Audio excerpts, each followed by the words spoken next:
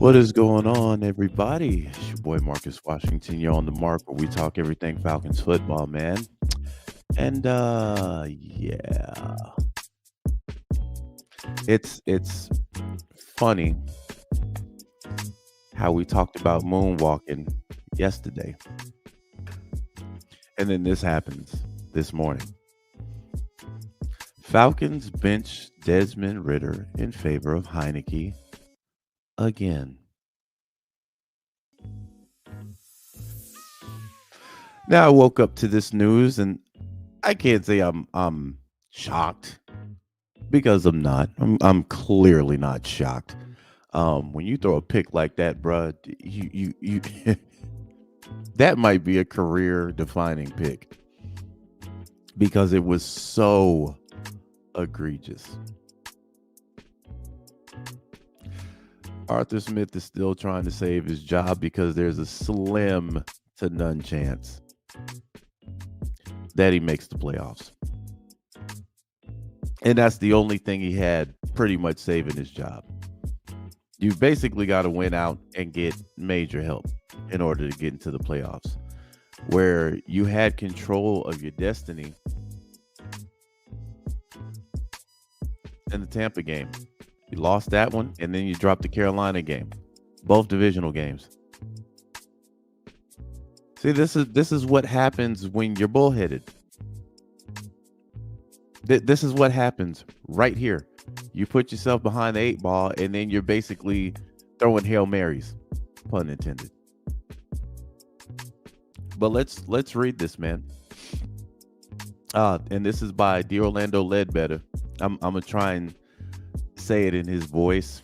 I'm waking up, so might be a little rugged. Let me get to some of these comments, man. What's going on, Alberto? He says, Mark, what's good? You showed the Moonwalkers out last night. They ain't even popping no more. Hey, man, let me do this. You know, we give credit where credit's due. Shout out to Mad Mike. Finally copped to it. Last night I was on there. I don't know who the dude was that was just all emotional, man. But I do know, actually, he was the same guy that called me asinine for my stupid take on Desmond Ridder. I'm telling you, fam, the truth don't have to run. That was the same guy that called me asinine. And it's a stupid take to take on Desmond Ridder. Same guy. Didn't talk about Desmond Ridder last night, though. Now all of a sudden the focus is on the defense. But I digress. But yeah, Mike finally copped to it. So I will give him credit to that. That Trevor Lawrence thing. Oh, fam, we went overtime last night. I'll talk about that on the back end of this video. But he showed a link of somebody talking about Trevor Lawrence might not be the guy. I will get to that. But I will give credit to where credit's due. Some of these guys have finally come around and figured out what we figured out months ago, that Desmond Ridder was not the guy.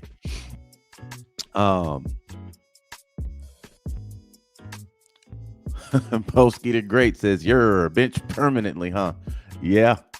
Kiona says, good morning, my brother. He finally holding the iPad for good. Yeah. Seth just says, haha. What's going on? Diddy says, sup, y'all.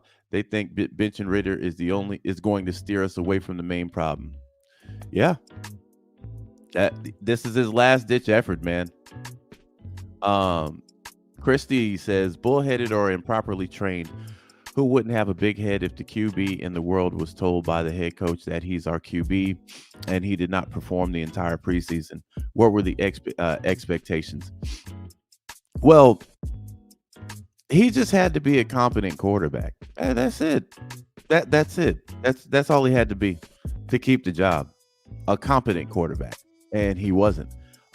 Matter of fact, he was a dangerous quarterback.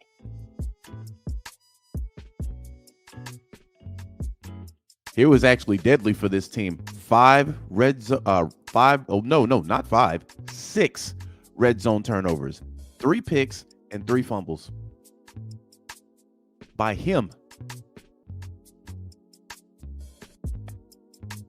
Man, you can't cost your team like that. You can't.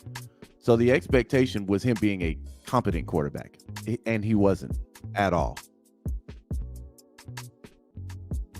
So people can try to blame the defense for yesterday's game all they want to, fam. Carolina put up 9 points.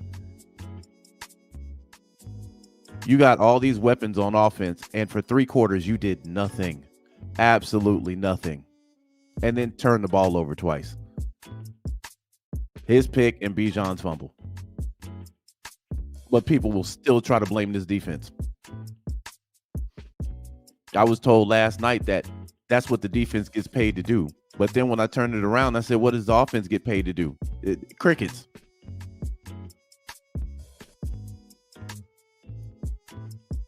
Which one do you think did a worse job? A defense that played 4 quarters of ball and gave up 1 game-winning drive, or an offense that did nothing all 4 quarters? They didn't even get in field goal range. Well, they did, but they didn't take the points. You know.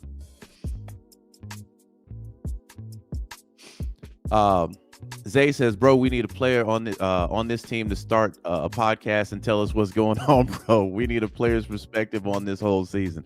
I agree, man. They do it in basketball a lot. You know, you got Paul George, Draymond.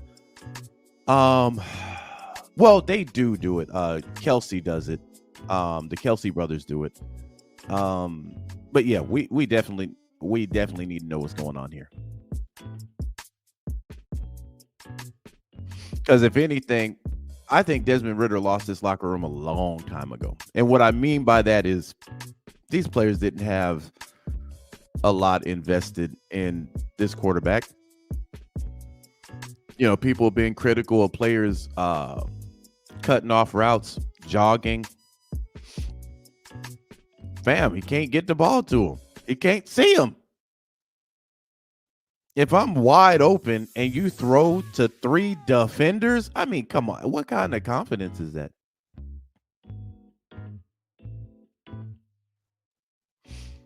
What's going on, John? Francis, what's happening? She says, hey, Marcus, they should know that we need a quarterback for next season. Oh, for sure.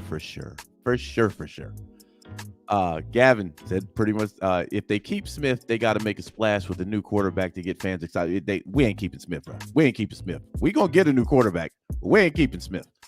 The Dixon Way, what's going on, man? He says it's time to clean all the Prada John of a team. That's new to me. He also says Ridder was first. Next, Arthur Smith. Next stop, head coach. G ain't standing for it. G says if Arthur Smith manages to win out, he still needs to be gone. Yeah, winning out just don't do it for him. Dixon says Terry, Rich McKay. Oh, Porter John. I got you. Seth says stop this man from drafting. So let's read what Orlando Ledbetter reported. The Falcons are making another quarterback change. The team will bench Desmond Ridder for the 2nd time this season and start Taylor Heineke Sunday against the Colts. According to a person familiar with the situation, The Athletic first reported the news. It appears I'm not unlocking shit. Let's go to the Athletic, fam. I'm not unlocking nothing. Look at this shit. In order to keep reading? What? Man, fuck that. We'll just go to the Athletic. How about that?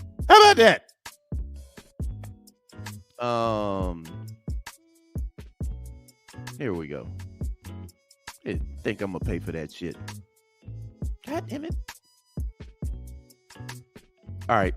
Continuing in Orlando's voice.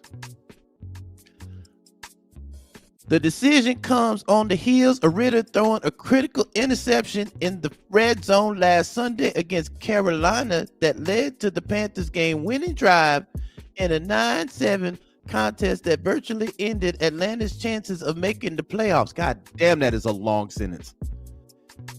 It was Ritter's 6th red zone turnover of the season and 16th turnover overall. Only 3 players in the league have more this season.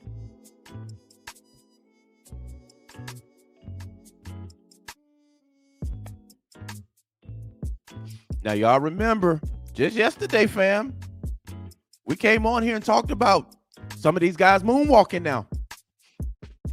Next day, Ridder gets on the bench, and Ridder is probably going to be a backup quarterback for a while, which honestly should have happened.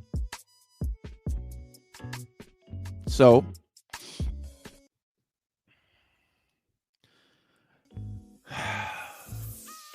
we called it over here, fam. How many times did we say this guy was going to get his coach fired? Shannon Sharp said it in October. Ridder going to get himself cut, and he going to get his coach fired. This is still Arthur Smith's fault. It's still his fault. Because that boy should have never been out there, fam.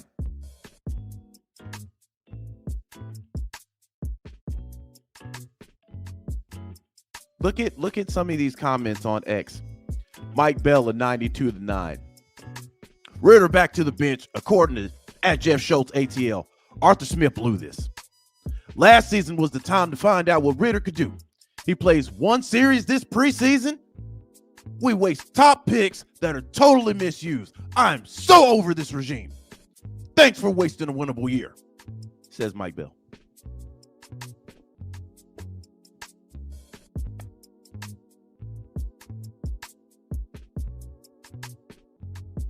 But Mike got to keep that same energy. When your boy be up in there on Wednesdays, keep that same energy. You know this coach is a quagmire. Keep that same energy. Bro, thanks for wasting. I want you to tell him that. Thanks for wasting a winnable year. Now, I know they can't have that type of action on radio. I know they can't.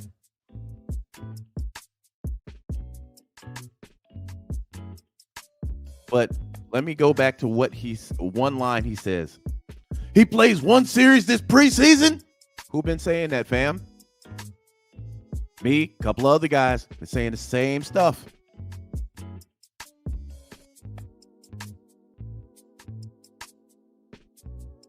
Miles Garrett says, Desmond Ridder bench once again for Taylor Heineke.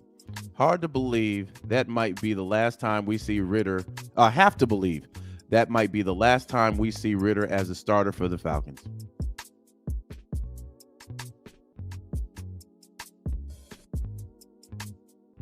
Fam, I put on my cape 2 months ago. We knew this was going to happen. But, man, how can you tell? You know, the man's only played 9 games. I can tell. 9 games, he's been mediocre. Oh, Zay says, bro, 92. Oh, hold on. Let me go back because I don't really watch them on a weekly basis. He says, bro, 92.9 ain't interview Arthur Smith and God knows when. Okay, they probably see the writing on the wall then.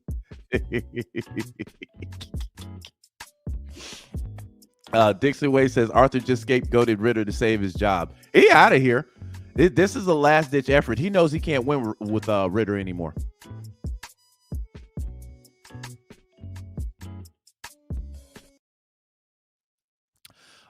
Three Dirty says, does Logan Woodside move up the quarterback to? You'd have to, fam, listen.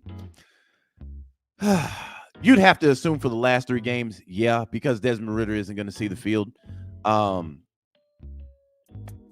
But again, there are some things that I saw from Desmond Ridder early, and I'm like, this is not the guy. First game of the season, I'm like, our pass game is trash. Second game of the season, when they took the training wheels off a little bit and we passed, he was okay. And then I just started to see the bad decision making. It started with throwing in the coverage. He's throwing balls. I'm like, dude, there's a defender right there. And then he can run, but he doesn't remember he has legs. The fumbles were happening last year. We just were able to recover them. But this man was having a case of the whoops last year.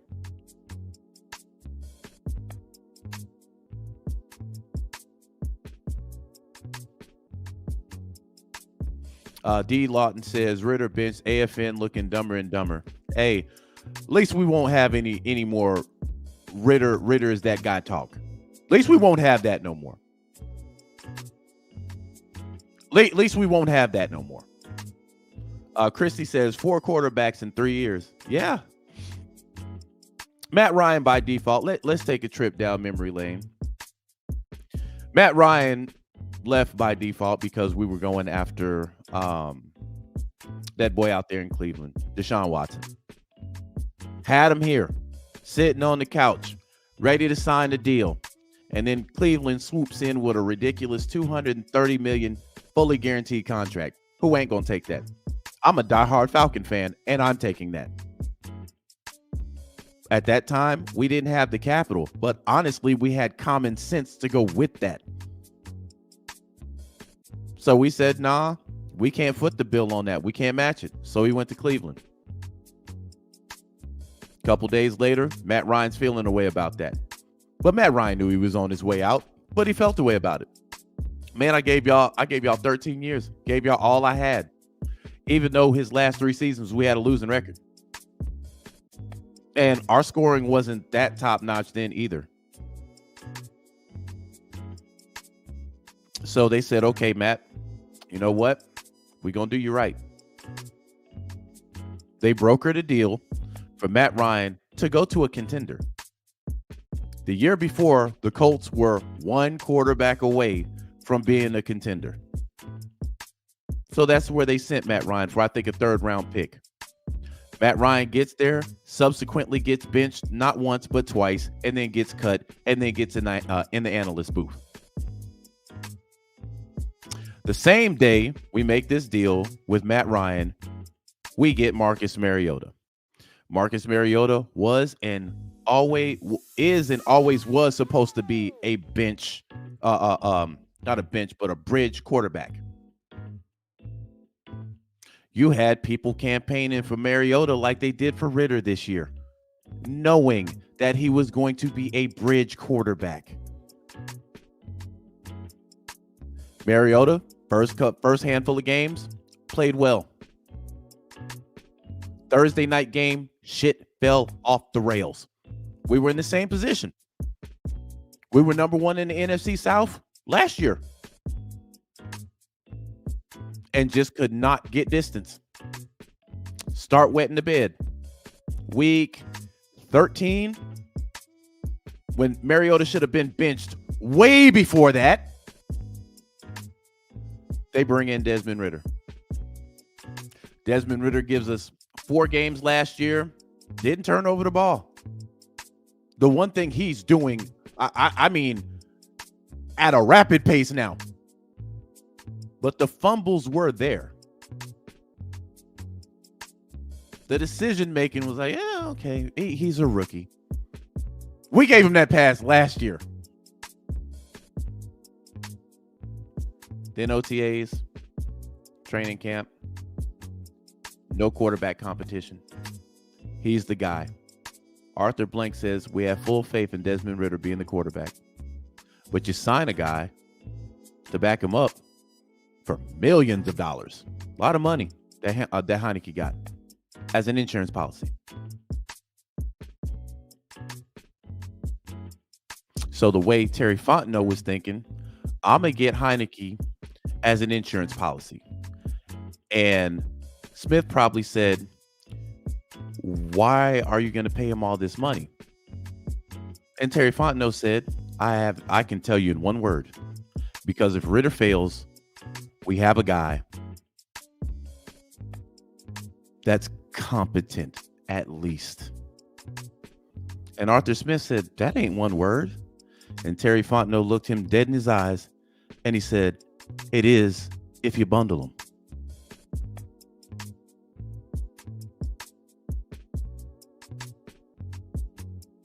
So, in the preseason, this man plays one series. Smith is so confident in this boy.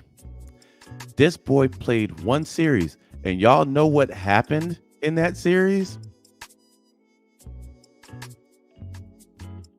Y'all want to guess what happened in that series in the red zone? This was the preseason.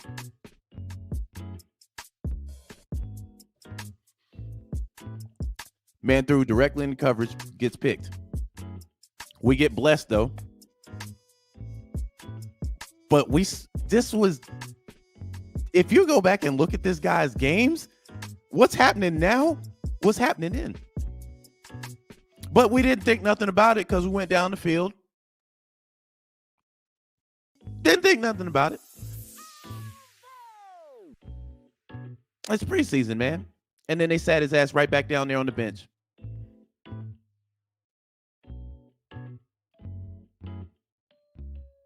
That is the history of our quarterback conundrum under Arthur Smith.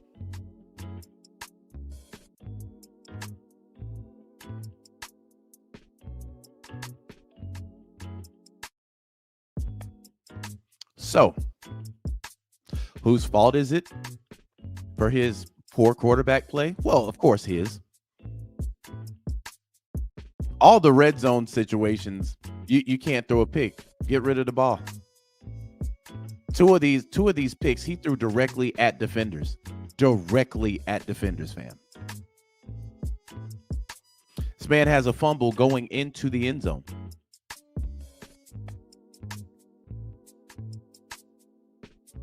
But Arthur Smith ultimately got to get under the blade for this.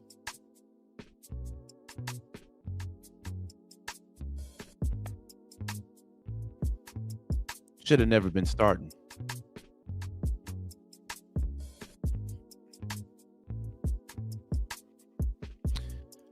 And then what I'm gathering what they're doing is this. They probably looked at the analytics like we looked at it over here and said, hey, Art, we're only averaging 17 points a game. That's a 9-point drop off when Taylor Heineke was the quarterback for 2 weeks. When Taylor Heineke played the majority of the snaps, we had a 26-point average.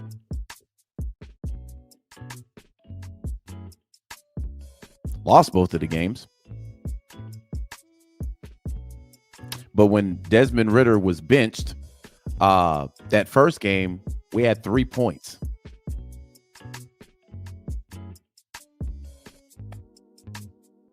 So what he's probably looking at is the way that this defense is playing right now. They're not giving up. Hold on, let's go back and look at the numbers, fam.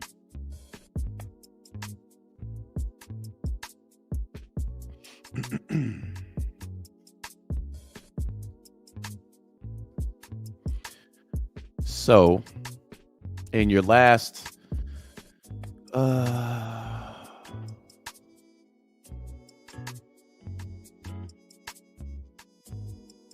dang, where's the Carolina? Okay, here we go. In your last 3 games, you've given up 29 to the Bucks, 9 to the Panthers, 8 to the Jets, 15 to the Saints. So if you average 26, you're 3-1 in the last 4 games,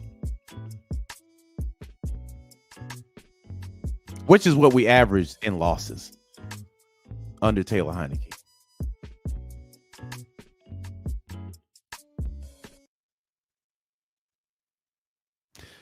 So, and then you can make the argument. Well, you can't really make the argument, fam. The offense has been the weak link. I can't even give them a pass this year. They've been the weak link. So last night, someone who was very, very emotional about this defense said we spent $100 million on the defense, right? We spent $100 million on the defense, and they've blown 4 games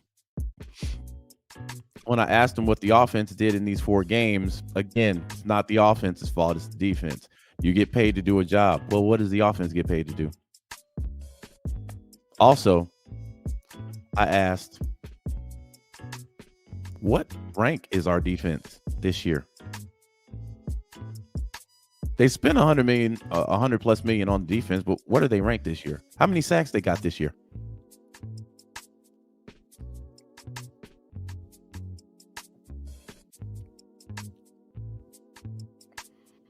Nobody wants to answer that.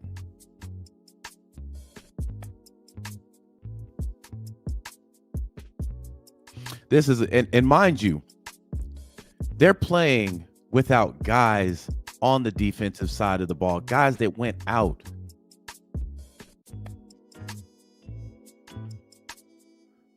Some of these guys have come in and put in major work.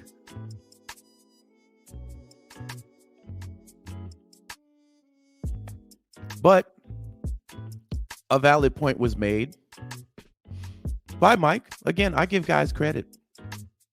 He said under Matt Ryan, we didn't have a season where we averaged under 20 points a game, I think. Now, I do know one of his last years we were averaging under 20 points a game because I called that out.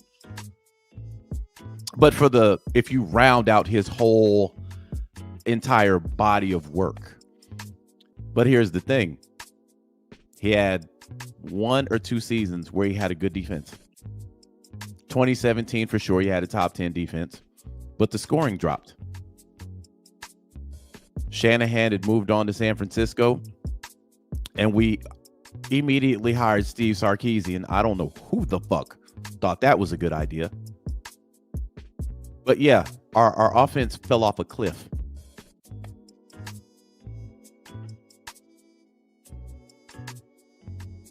Now, the difference between the $100 million that was on the offense as opposed to on the defense, that $100 million was going basically to 1 to 2 players. Matt Ryan, who re-upped for a second $100 million. Julio had a big contract. And then Devontae Freeman had a contract. All these took years to get off of, by the way.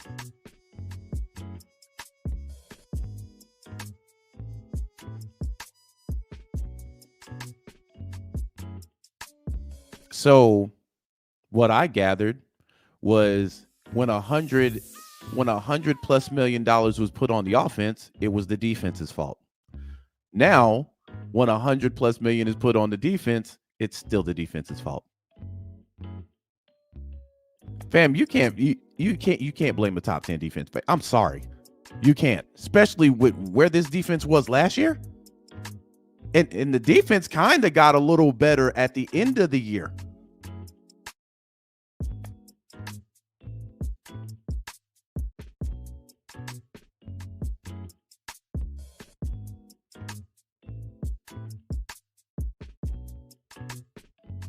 So now, what we said would happen to Desmond Ridder, you're about to see happen to Desmond Ridder.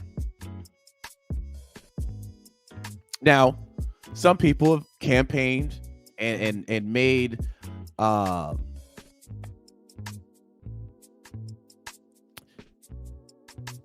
they've made statements about Desmond Ridder getting cut. Why would you keep him when he's toxic?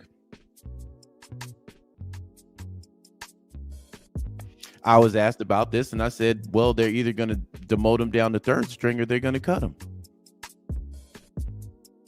People had a problem with that. Why would you keep him around if he's so toxic?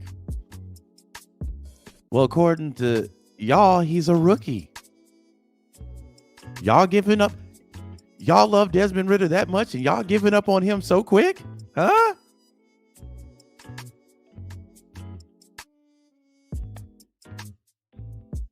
Now, y'all know I'm consistent over here.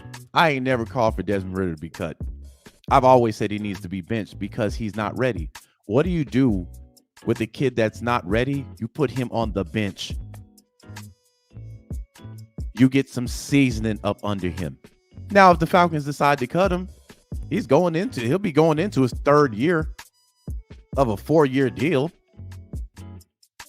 They're going to take a minor hit if they cut him. But one thing I do know for sure, right now, Woodside, they're probably having a conversation between Woodside and Ridder, which is crazy because Ridder was starting. Woodside was your third string. And remember at the preseason, they weren't even considering keeping a third string QB. And some people had an issue with Woodside taking that roster spot.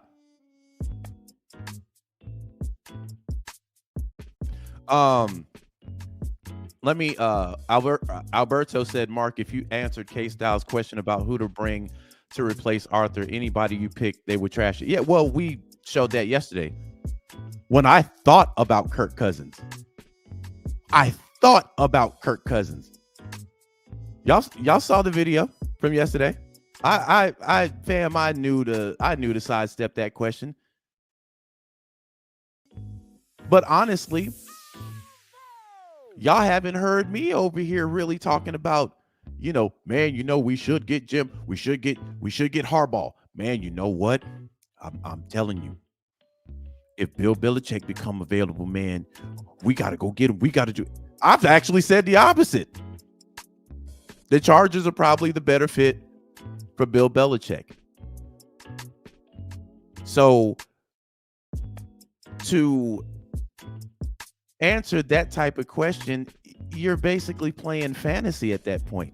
You don't know who's available until the end of the season. You have absolutely no idea who's available. Well, y'all just talking then. How? I guess the Chargers GMs are talking too, because they fired Staley and then they put an interim head coach in there. Is that interim coach going to be the head coach next year? They don't know. Raiders, same deal. Fired Josh over there. Promoted Antonio Pierce. Is Pierce going to be the head coach next year? We don't know. You got to see what's out there first.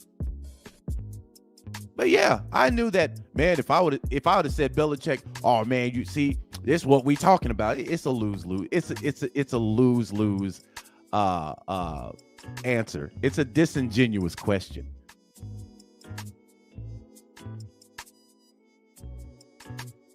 And people that have been following me for a while anyway, y'all know I don't really go after names. I go after positions. When I was in Atlanta Bird Gang for all those years, shout out to Tidy. We used to talk about what we needed as far as positions. Man, I rarely gave names. Only time you hear me talking about names for sure, is when I know what's on the table.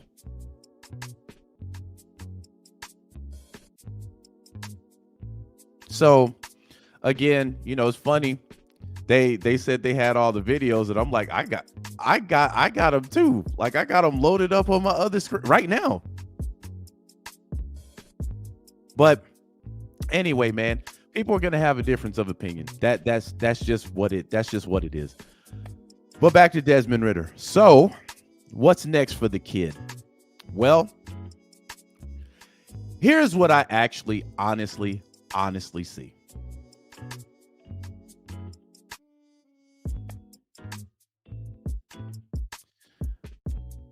I think he's going to be on the roster.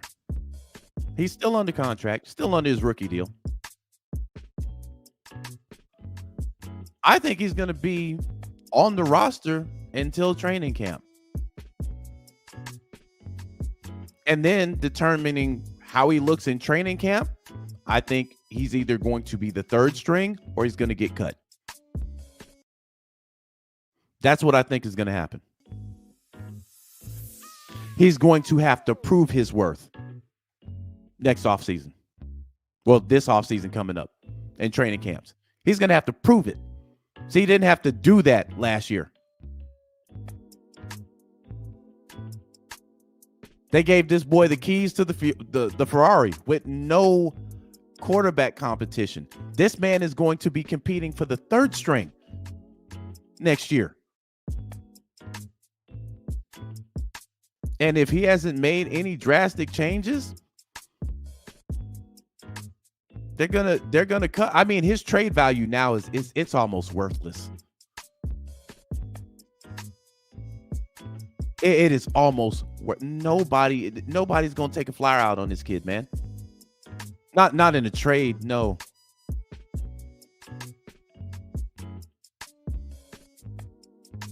And we've been saying this. This is what I didn't want for the kid.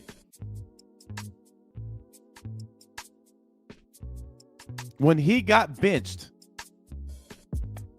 Taylor Heinicke should have been the starter for the remainder of this season. That way, Dez knows that, hey, man, my job could be taken for real, for real. If I don't get my act together. But behind the scenes, they were probably telling him, hey, man, you're going to get back in there. Don't worry about it. So there was no consequence to the fuckery he was doing on the field. That's why you hadn't really seen a drastic change, because the minute Taylor Heinicke sprained his ankle, yeah, we're going to go back with Dez for the rest of the year.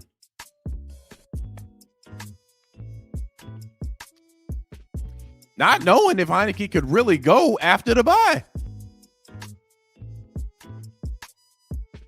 Then you start getting the same play.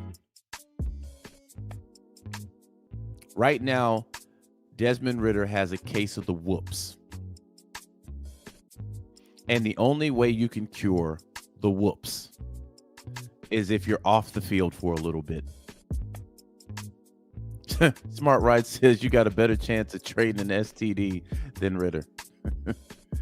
Yeah, it's shot to shit. 16 turnovers. 6 red zone turnovers. And they're coming at devastating times.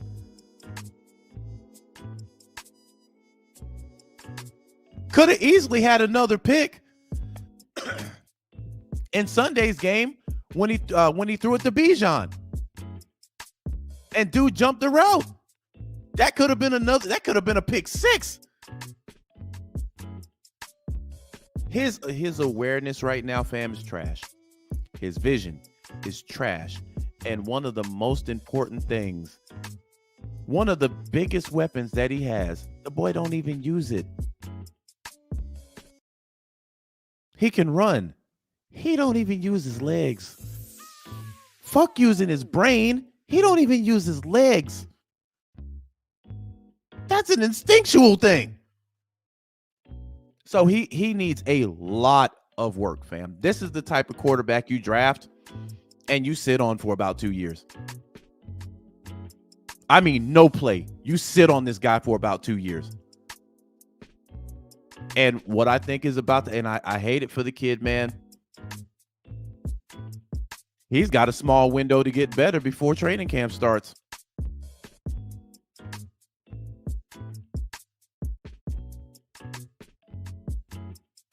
And whoever we get at the quarterback position, they're going to be the number 1 guy. Heinicke by default is going to be the number 2 because you're paying him.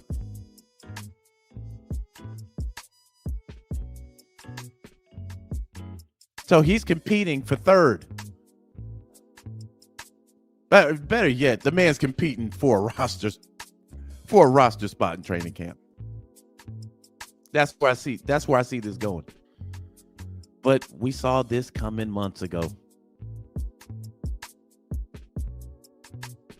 While Katz was still campaigning, talking about Ridder as a franchise guy. Ridder's got the tangibles. Y'all did this to Matt Ryan. First of all, no the fuck we didn't. We did not do this to Matt Ryan in year 3. When we started saying Matt Ryan, it's time to let him go, Matt was long in the tooth. And they knew that. They knew that. He gonna go somewhere else and he gonna win a Super Bowl. Man went to the Colts, got benched twice. In between that, He lost one of the worst regular season. Actually, it wasn't one of the worst. The largest comeback in regular season history. Matt Ryan was a part of that. So Ryan's got the Super Bowl bust and he's got the regular season bust. However, I will not put the Super Bowl bust entirely on him. But he's part of both of those. And then he got benched. Then he got benched for a second time. But no, we didn't do this to Matt Ryan in year 3. Actually, in year 1, we were like, okay, we got something here. I'll never forget this, fam. Matt Ryan's first game, I was at work. This is partially one of the main reasons why on Sundays when I had a 9 to 5, I don't give a fuck what's going on at the job. I'm leaving at 12. I was driving, rushing home, dodging through traffic. Beep, beep. I'm listening to the game. Actually, the game was about to come on, so I'm listening to it on the radio. Beep, beep, get the fuck out the way. God damn, man, I'm going to be at this red light all damn day. We take the field. Matt Ryan's first throw from scrimmage, touchdown. Ran in the house.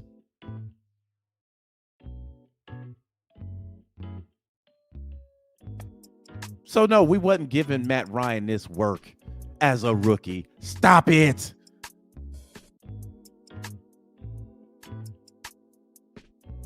Matt Ryan's job was pretty much untouchable.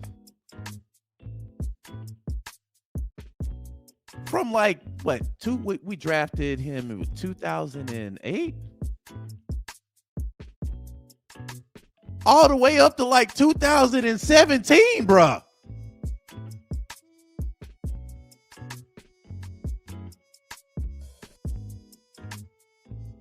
Yeah, y'all did this to Matt. 10, 11 years, Matt was straight untouchable, fam.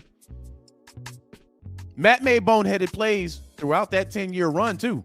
But you know the difference between Matt Ryan and Desmond Ridder? Wait for it. Matt Ryan had great games.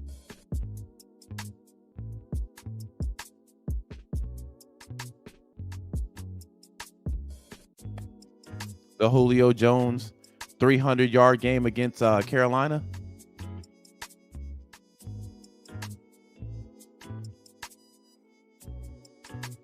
Matt's had some great, just pick any game in 2016. Even 2018. Where Desmond Ridder great game at, bro?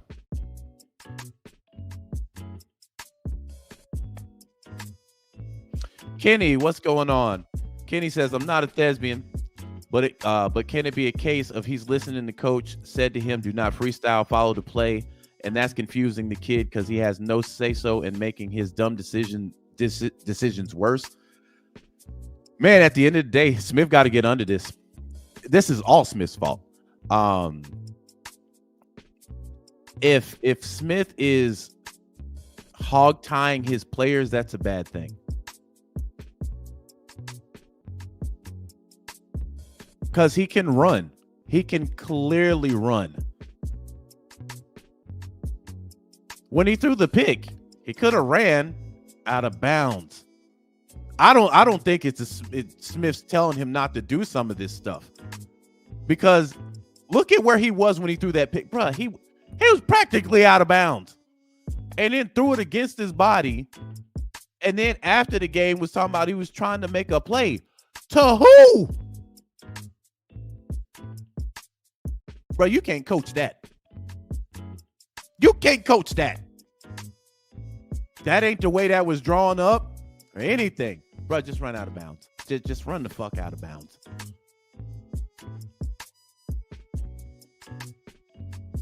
But that ain't the first time he's done that. Unfortunately. That was the pick that cost him his job, though. King Richie says, we don't have a quarterback coach, and that's the main issue. And Desmond Ridder goes off script a lot, I believe. Well, there'll be some wholesale changes in the offseason for sure. But you have to get a competent quarterback. Who that guy is going to be, jury's still out. Jury's still out. But you can fire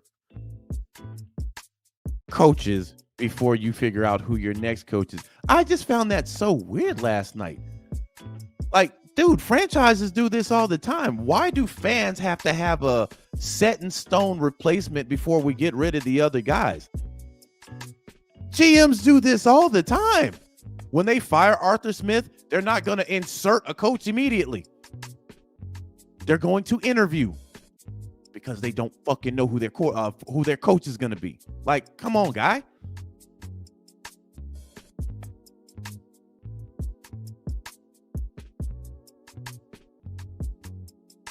Nobody knows who's going to be where on this team next year.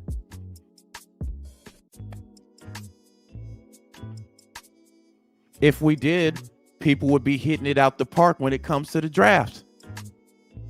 Every year.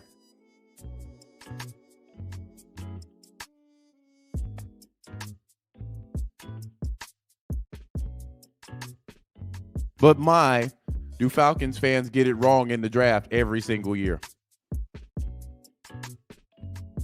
This year, a lot of folks wanted Jalen Carter. I'm not saying that would have been bad. But you don't know until it happens. You got to see who's available first. Chargers are probably licking their chops at Bill Belichick, but Bill Belichick got to get fired first. There's rumors, but you don't know until it officially happens. Then when it happens, you can be like, okay.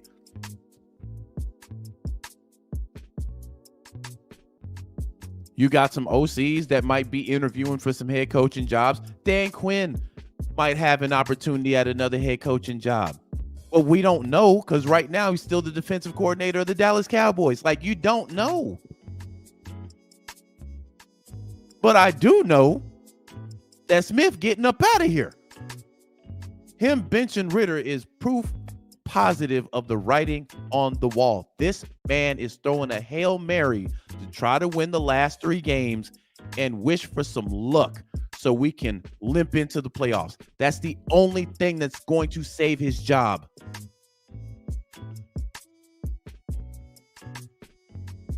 And at this point, a lot of folks would rather us lose. If it causes for him to get fired, a lot of folks would be like, hey, let's just drop these 3 games so we can get him up out of here. People are tired. They're tired of this regime. They're tired. Like Mike Bell said, I'm so over this regime. Thanks for wasting a winnable year. Matter of fact, let me see if I can get the audio of Mike Bell.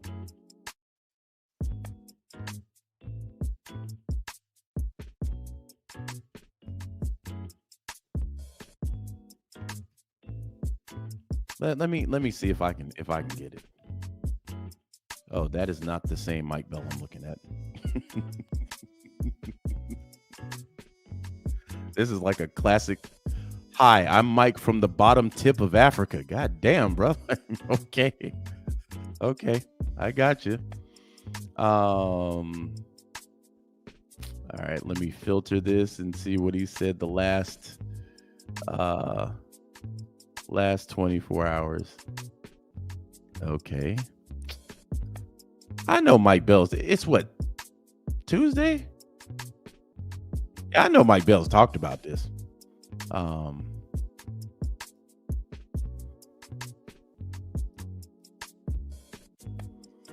Or he didn't. It usually be on YouTube. Let me go to Google.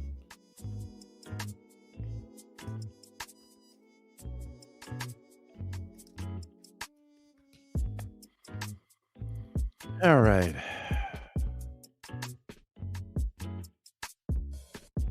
That's 4 months ago. That's 4 months ago. Shit.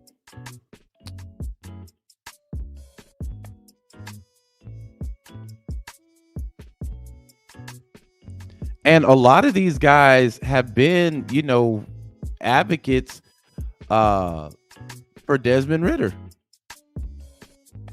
Everybody didn't hate Desmond Ridder, fam. Okay, I can't find anything that he said. Let me go to 92.9 the game.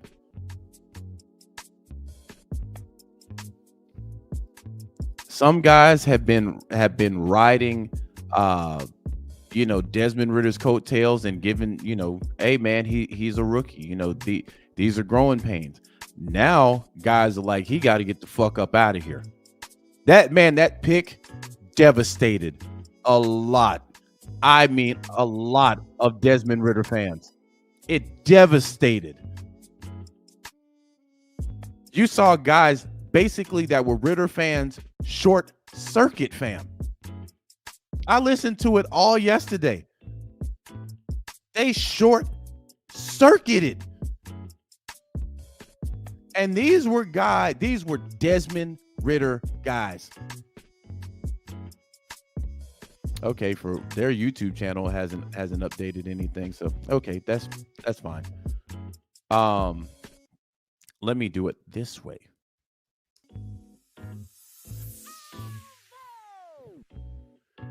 All righty.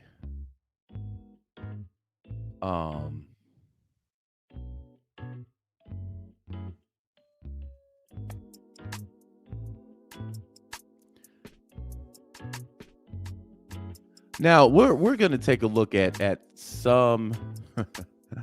we're gonna take a trip down memory lane, fam. Okay, Nathan says 92.9 was in shambles yesterday. There's no way you can bring back the regime. God damn it, man. See, now I want to find this. They usually update their YouTube. I don't know what's going on. But let's take a trip down memory lane, fam.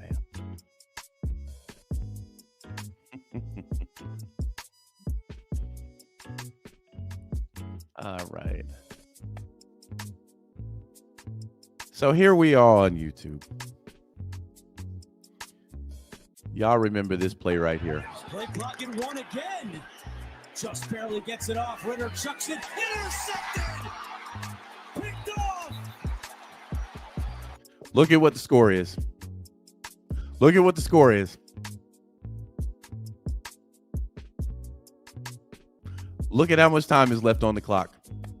What he did yesterday is not something unusual. And look at what Ridder. I want y'all. First of all, look at the play design. You got 3 up top. You got 3 up top, 2 at the bottom, right? Again, just barely gets it off. Ridder chucks it. Intercepted. Picked off. It is. Look at Arthur Smith. This is the Washington game, fam.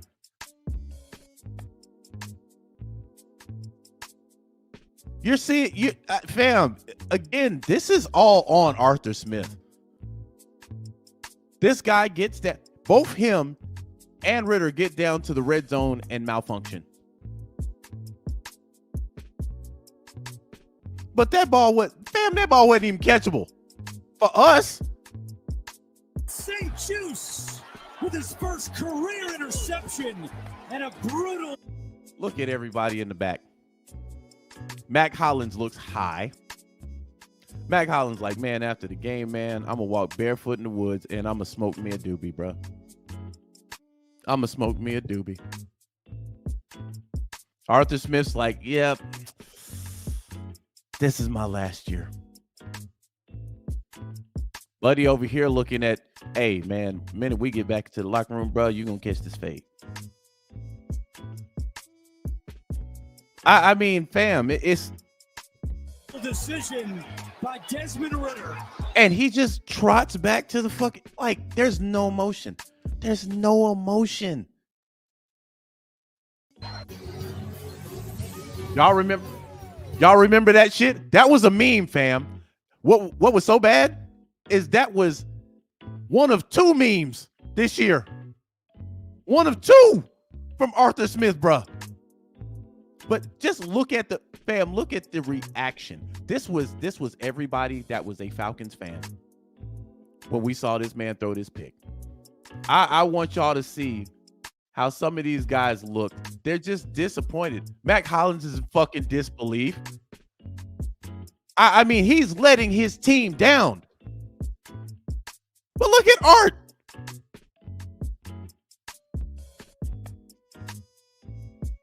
Now, here's the thing. And I'm going to give Art a little credit here.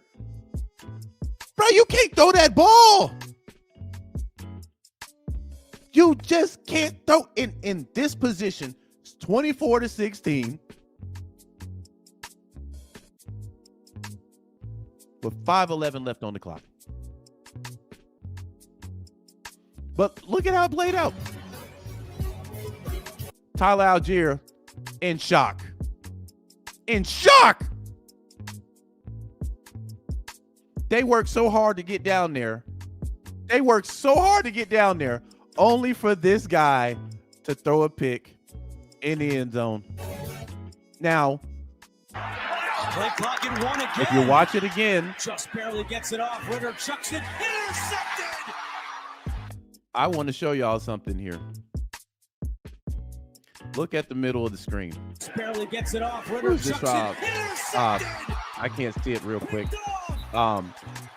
But if Desmond chalks it, if Desmond shoots the ball right here, it's a touchdown. Because your guy at the bottom, he has a beat on this guy right here. Desmond never looks that way. He's looking this way the whole fucking time. But you can clearly see this guy gets a beat right around here. If Desmond floats it right here, it's a touchdown. Play clock at 1 again. Just barely gets it off. Ridder chucks it. It's the second guy. It's not the first guy. My bad. I've been saying this since the beginning of the season. God damn it. Let me go back and watch this again. Okay, it's the second guy. Bang, right there. He's got him beat. The man throws with 2 defenders right there, bruh. But, man, listen. The guy does not read anything. And then he floated the ball. And then it's bad that he floated the ball, but then it wasn't even nowhere near your defender to catch. But and how about Heineke? Because it was alleged that Desmond Ridder had a concussion, then he was cleared, and then the decision was made to stick with Heineke, much like Stefanski made the decision to not put Deshaun Watson back on the field the week before. How's it look going forward? Because Heineke, we all know, Heineke gets a chance to get in there. Heineke's going to do Heineke stuff. He's going to operate in a fashion. He's probably not going to turn the ball over much. He's not going to put up prolific numbers, but he's going to inspire, lead the boys. Is he the new quarterback for the Falcons, you think? Well, I think people have been waiting for them to go to Taylor Heineke, and it just keeps being pushed back. And Arthur Smith, they've been very supportive of Desmond Ridder. I think yesterday was about the fact that he was being evaluated for the concussion. He clears the protocol, whatever. But I think that right now, Desmond Ridder's their guy. They've stood squarely behind him. So for all the people that said that Ridder wasn't Art's guy, he was Fontenot's guy. If Ridder was not Smith's guy, this was the perfect opportunity to put him on the bench and keep him on the bench. But they were adamant. They were adamant about getting this guy back in there. Even if you listen to Desmond Ridder's post game after they bench him, he was talking like, "Yeah, I'll be back in there." So they put all their ducks in a row here, but I want to show. I know they got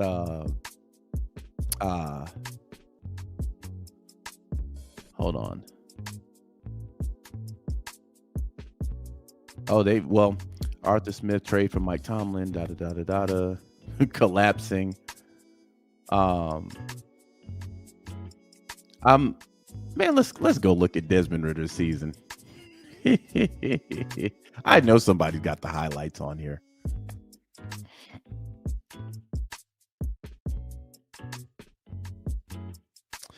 Okay, so all right, let's talk about Desmond Ridder. Shout out to Jackson Kruger. It's some man. I watch his stuff from time to time. Sometimes he's on, sometimes he's not.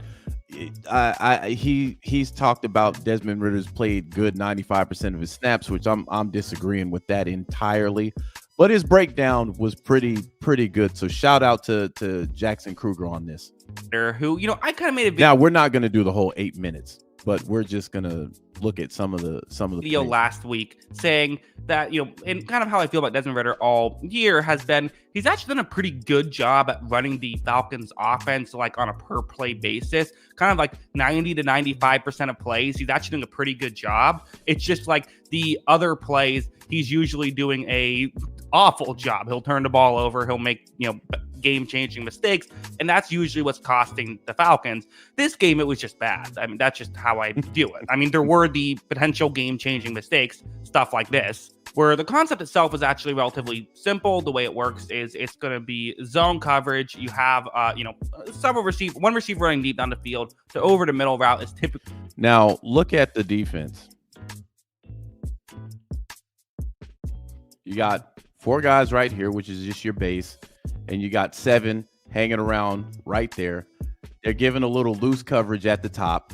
But you got 2 guys sitting up there. You look at the bottom, you got more of a press look right there.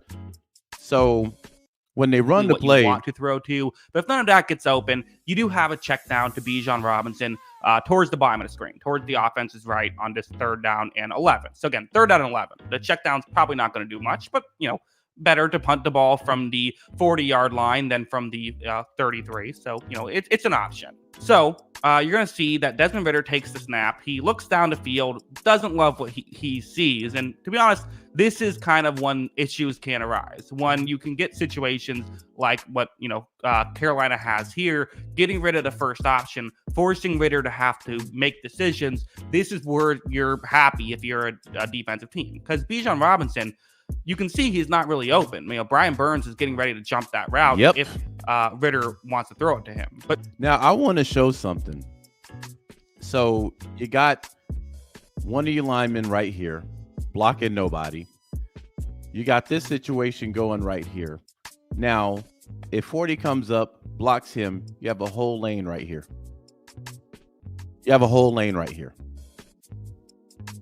But watch Ridder on his play and watch how quick he goes from looking at Bijan Robinson to throwing to Bijan Robinson.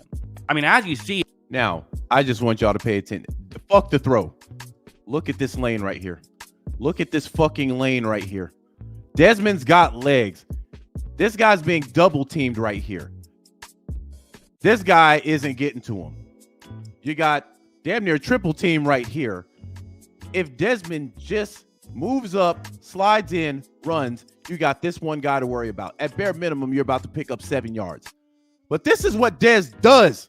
This is what he does. It's almost instant. I mean, that's practically a no-look pass. I mean, it technically was a look pass. He looked over and then threw right away. And look at everybody haul ass. Everybody hauls ass. So there's only going to be one guy. Hold on, let me put it. There's only going to be one guy in this vicinity. Everybody else hauls ass. I don't, and this is the problem that I have when it comes to vision. Dez has none.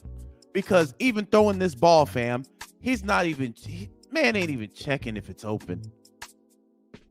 He's just blind. He blind throws it away just to see where Bijan was. He wasn't reading if that was open or not, which again, on a 3rd down and 11, I mean, the risk reward there of a check down is totally. Look at how all these guys haul ass. Man, honestly, could have took off right then.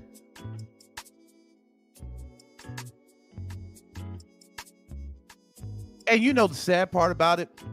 The defense of Carolina came out and said they knew sooner or later this man was going to give them the ball. But this is what I mean by he's got legs. They're right here. They're right here. Zoom. You might not get the first down, but you're going to pick up at least 7 because these defenses have him figured out. They know he's not going to use his legs, fam. But when he throws it, he's not even checking to see if it's open.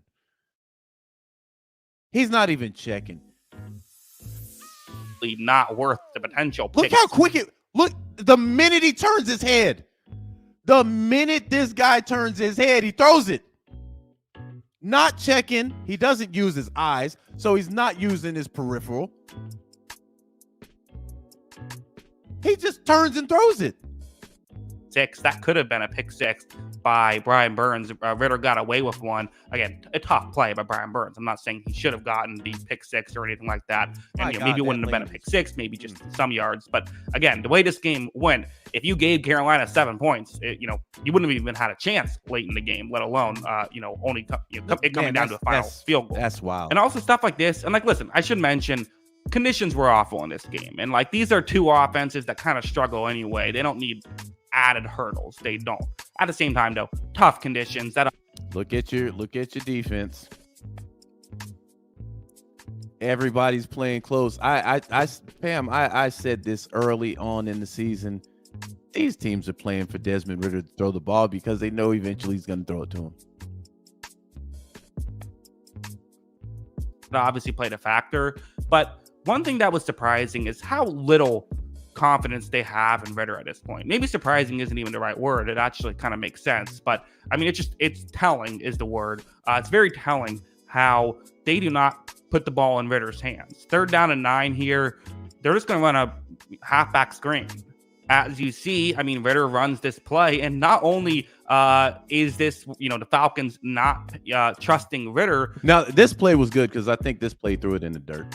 The Panthers are aware of that. The Panthers know that the Falcons don't trust Ridder. Look at the linebackers all over this, going towards Bijan Robinson. You have also defensive linemen trying to get in the way of the screen pass. Ridder actually does the right thing on that play. Throws it into the dirt. That's what he should have done. That's, again, what he should have done earlier on that last play. But it's again, it's kind of to paint the bigger picture, they just don't trust him. Heading over here, another great example. This is 3rd and 7 right here. 3rd and 7. Now, I would, mention that I do wonder if going for it on 4th down was in the cards here. But as you see, they're going to run the football and end up, makes matters worse. They don't gain any yards. Now, they ran to the left. But, I mean, it was just like running into a brick wall. But this is what Arthur Smith running on 3rd and 7, 3rd and 6, 3rd and 5. This year, I mean, I guess if you look at the analytics, you look at where we are on the field. If you pick up 3 or 4 yards, then you go for it on 4th down, But this is a basic ass play. It's a basic ass play, bruh. But I want to get to yards and then just punt the ball away. Hold on. I want to get to the fucking pick. Here we go. 8 situation, zone coverage. These are the ones it's just you want to hit on these. If you're nah. Okay. All those other not great plays, that's fine. Whatever. It happens. Now these defenses are always showing 5 or 6 guys at the line on Desmond Ridder. Now, whether they bail out or whether they come after him, neither here nor there. But they're never going to just show 4 guys on the line. Right? Now, when you look at the offense, Bijan is going in motion, mainly to see who's gonna come with him or not. You got 3 right here at the top, right here. Then you got 1 at the bottom, right? Let's see how this plays out. We know we already know how it plays out. Superstar. I'm not expecting him to be. He's having a bad game. It is what it is. You're okay. I mean, you still have a great chance at winning the division. this situation, it's a designed run to the offense's left. You're already up a point, 7.5 minutes left. And by the way, I believe I said designed run, more of a designed rollout is what this play actually is. But yeah, moving on. Well, first, you're going to see Ridder do what Ridder does well, which is move. I mean, he's been a very, very good with his legs. Pause. He could have ran the fuck out of bounds right there. This is the moment where this man literally got demoted to a forever backup. Right here. Bro, you're in field goal range right now. 7:40 left on the clock. Run the fuck out of bounds. Run out of bounds. Or you can hit Drake London, who's popping wide open right here. And even if you look at it, looks like he's looking Drake's way. I just found his legs. So far, he throws off balance and throws directly. Now, who the fuck was he throwing the ball to? Now, you can clearly see Drake London. You can clearly see he's wide open. That's a touchdown. Look at where this man throws the ball. There's 1, 2, 3, 4. He's not catching the ball. It's not going to happen. He's not catching the ball. That's not going to happen. This throw was so bad. If he doesn't make the pick, this man's probably got an opportunity at the pick. Bruh, you got a guy right here wide open. Hello.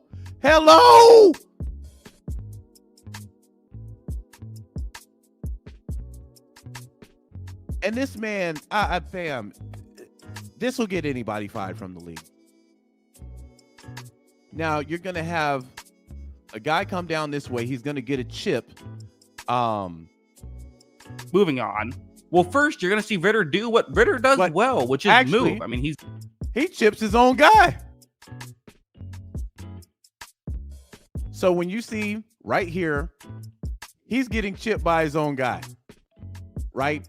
So what I'm thinking, see Ridder do what Ridder does well, which is move. I mean, he's been a very, very good with his legs. How I'm thinking this play design is, this guy's supposed to come down and chip right here. He's supposed to chip and then break on his route. But 77 backs up, kind of alters the trajectory when you look at it. Moving on. Well, first, you're going to see Ridder do what Ridder does well, which is move. I mean, so Ridder has to get out of the pocket. Very good with his legs. At this point, get out of bounds. Get out of bounds. Get out of bounds, bruh. And it looks like, fam, it even looks like he's looking and he's throwing this direction. This is even worse than I thought.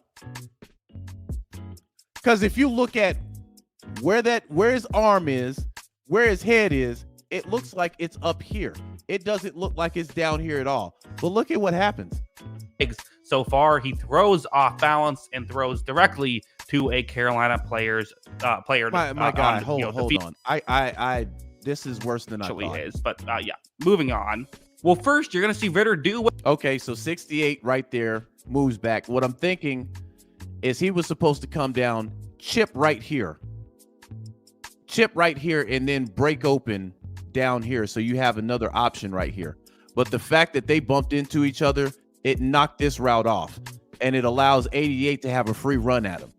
So right here, I'm thinking there's definitely a mistake right here, because this shit wasn't supposed to happen. And then it just completely altered the chip right here that would have allowed Desmond Ridder does well, which is move. I mean, he's been a very. Let me go back, because we're about to psychoanalyze fuck out of this. So okay, he's supposed to come down on this route, but on his way down, he's supposed to get a chip of this guy right here. This is going to allow Desmond Ridder to roll out, but he's also going to have an option to throw this guy with the short route.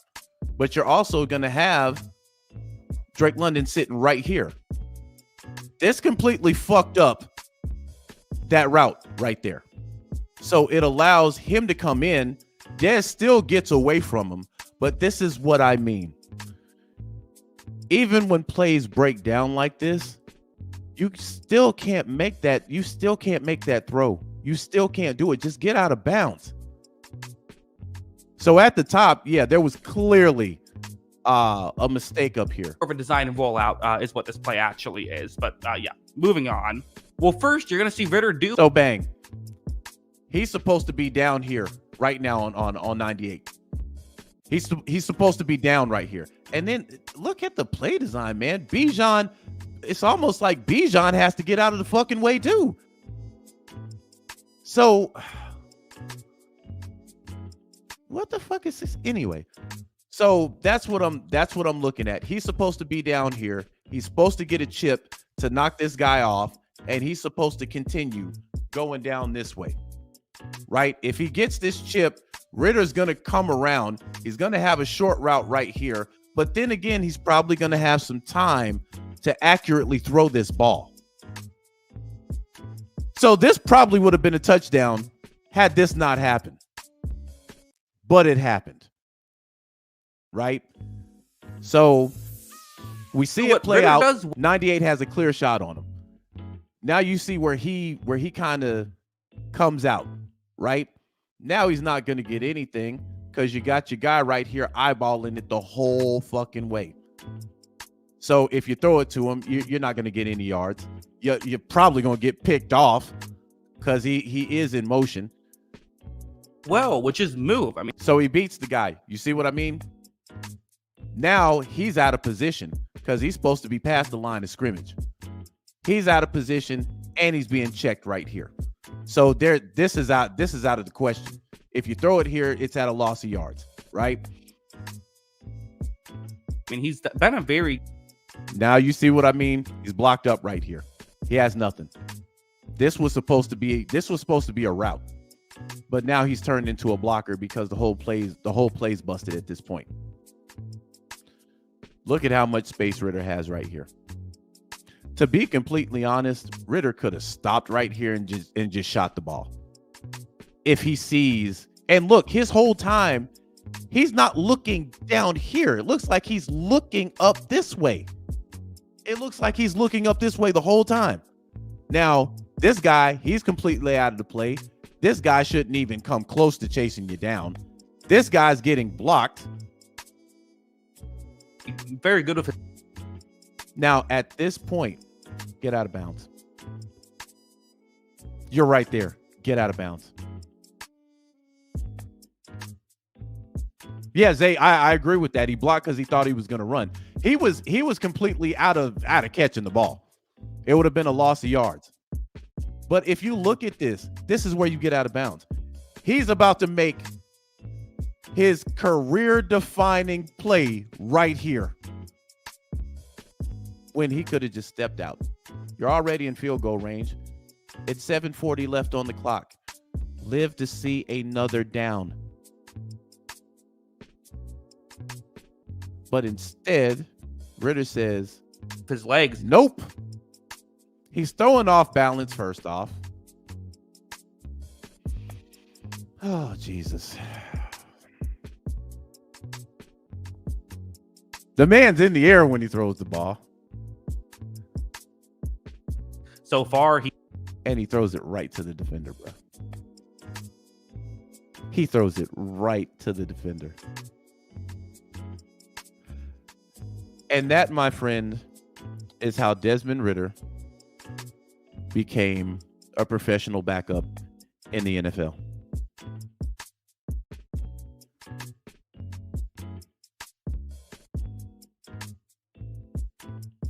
Now, I think the play was busted from the top, but plays get busted like that all the time. You got to get out of bounds. You have to get out of bounds.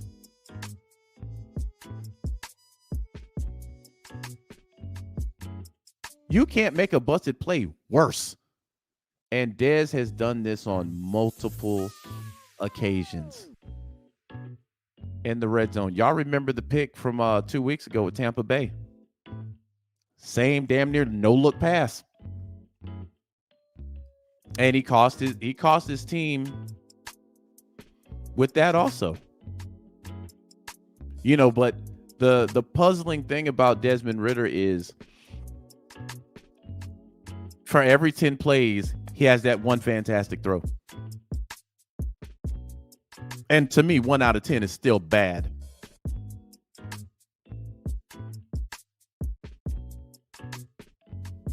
Alberto says, Mark, is Ridder even doing these mistakes in college, or the play calls given to him? I have no idea. I have no idea. But I can tell you this is not gonna. He's got a long journey uphill, man. He's got a long journey uphill, because what he's putting on tape, the other 31 teams, they're gonna look at this and they're gonna be like, he's got a problem reading defenses, which I said. He's got a problem throwing into coverage, which I said, because he can't properly read defenses. And he's got a case of the whoops. These are all bad quarterback traits. And in order to get these out of a player, man, you have to, first of all, what he's probably got to do is get up underneath a veteran quarterback. And I'm talking about a good veteran quarterback, not a Marcus Mariota. A good, solid veteran quarterback. That's what the Jets had planned for Zach Wilson. One of the reasons why they didn't let Zach Wilson go is because they were campaigning for Aaron Rodgers. They felt like Aaron Rodgers would come in and he would be a good teacher to Zach Wilson. Zach Wilson will learn how to carry himself like a pro. He will learn how to read defenses like Aaron Rodgers.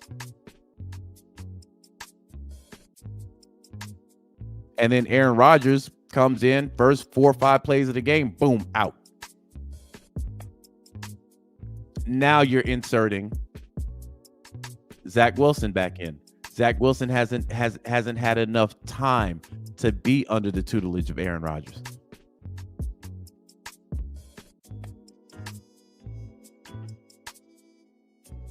So some people say, well, Jordan Love did. You know, Jordan Love out here kind of looking mediocre too. My argument for that is Aaron Rodgers looked mediocre without Devontae Adams. Y'all forget them boys got knocked out of the playoffs that last year Aaron Rodgers was there. Not knocked out of the playoffs. They lost their opportunity to get to the playoffs. Let me say that. So a lot of that has to do with personnel also. But you gotta be this. These are the tools to hopefully save Desmond Ridder's career, whether it be here or not here. It's probably not gonna be here. This guy is more than likely gonna end up on another roster within the next 2 years. But one of the reasons why I see Atlanta carry him for next year, because I think it's like $800 or $1 million hit if you cut him. He's on a rookie scale contract. He's going into his third year of a 4-year contract. But what you need this kid to do, honestly, is first of all, he's got to sit on the bench. He needs to be staring at a tablet every fucking possession.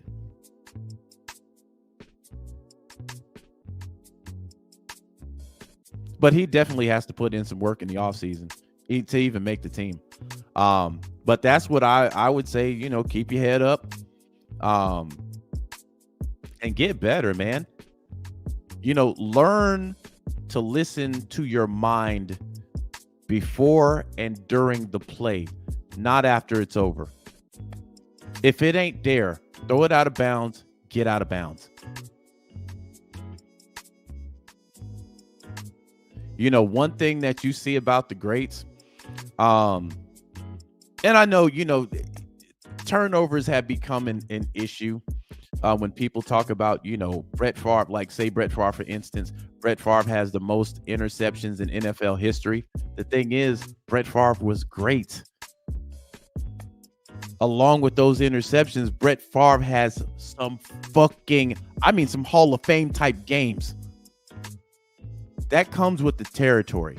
Plus, he's a gunslinger. It comes with the territory. But you got to be good to be a gunslinger. Josh Allen, again, we've seen great games from him this year. We don't even have to go back in time. This year. Plus, he uses his legs.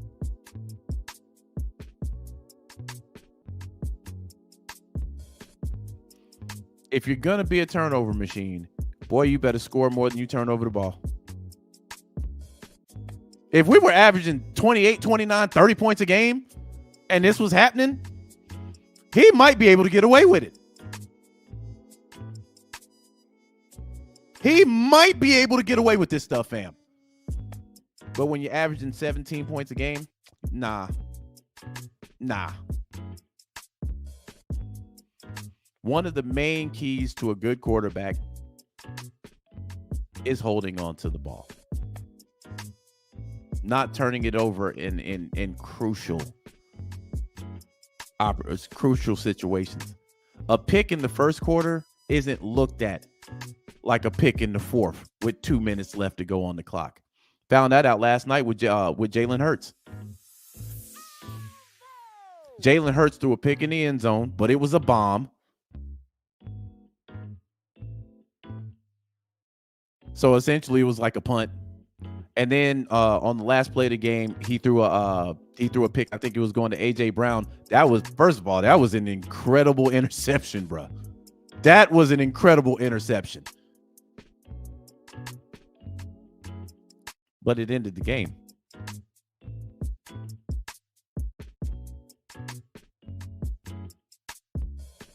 But the difference between Jalen Hurts and Desmond Ridder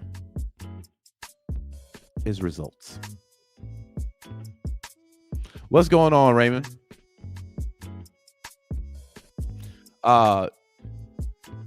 Just finished yesterday's video and you're back already. Good day. Dean Sama. I'm sorry if I'm messing your name up. Yeah, man, I was actually going to, come back on Sunday, but then I woke up to this news and I'm like, yeah, I got to jump on here. I got some time. Seth says, so we went in Sunday with Heineke. Man, it's going to be interesting.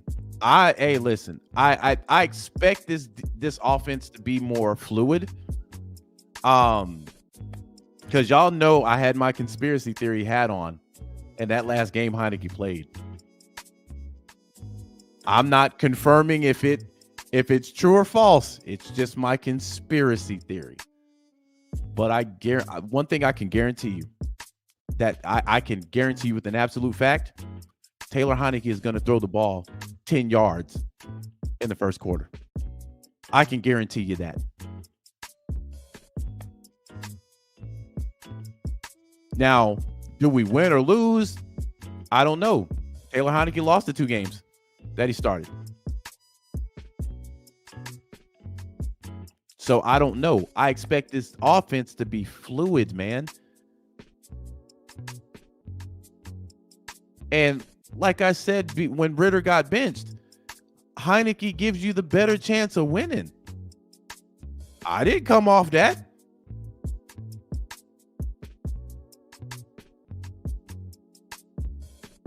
But Ridder's got to get under some quality veteran tutelage.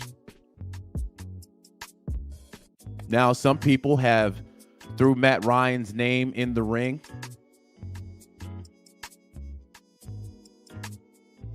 Because people love Matt Ryan and they want to bring him back to the franchise, fam. It's not happening. Ryan is making that booth money now. He's making that booth money now. That's just too intoxicating. Guys that get in the booth, it's really hard for them to suit up. Wow, somebody did suit up a couple of years ago. They were in the booth. They suited up for a year. Shit, he played for Dallas. He was the tight end for Dallas. Jesus Christ. Jason Witten. And that was just for the love of the game. But usually when you start seeing them in suits and ties, they done. They done, fam. That booth might ask Tony Romo. Man, Romo ain't pitching no calls to come back to the game. They paying this man too much money. You gonna see Tom Brady next year? I wouldn't be surprised if Bill Belichick took a year off, like your boy Sean Payton did. Get in the booth for a taste. But I would say that, you know, he should reach out to one of these veteran quarterbacks.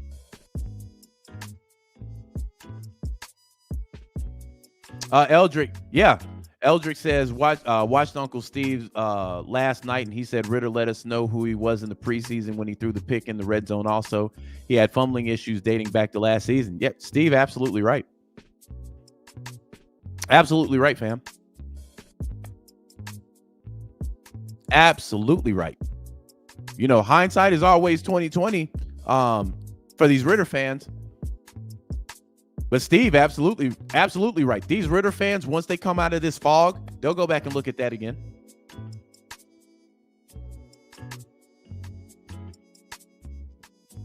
Davis said, trade Arthur Smith and Ridder to Buffalo for a water bottle. Yeah, you ain't. Both their trade values are gone. I think Arthur Smith, man, if this is the NFL, then they do give guys second chances. I don't think he falls right back into a head coaching gig. Offensive coordinator, again, I'd have to see what's available, honestly, because I see some of these offensive coordinators are probably going to get promoted to head coaching jobs. We'd have to see, but I don't think he's done enough, fam. I'm gonna be honest. Now his argument will be, you know, I never had a quality quarterback. You know, my first year I had a quarterback who was on his last legs. We really didn't have any groceries then. You know, second year, that quarterback decided he didn't want to be here, so we went and got Marcus Mariota. And then, you know, we drafted a kid in Desmond Ridder. You know, we put a lot of faith behind him, you know, but that's still no excuse. His offensive play calling has been anemic this year. Because if I'm a GM, I'm going to look at all that and say you had Bijan Robinson, Drake London, Kyle Pitts. You traded for Van Jefferson. You had Scotty Miller. You had some fringe guys. And your defense was top tier.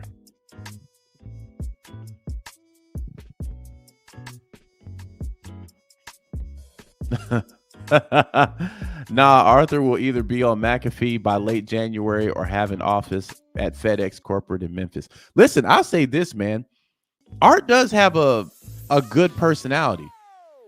You know, when I be sitting on here, none of this stuff is ever personal. And I know a small group of people might think it might be fam, it's never personal. I'd never take personal attacks on these guys. When I call Arthur Smith dumb, I'm talking about his play calling.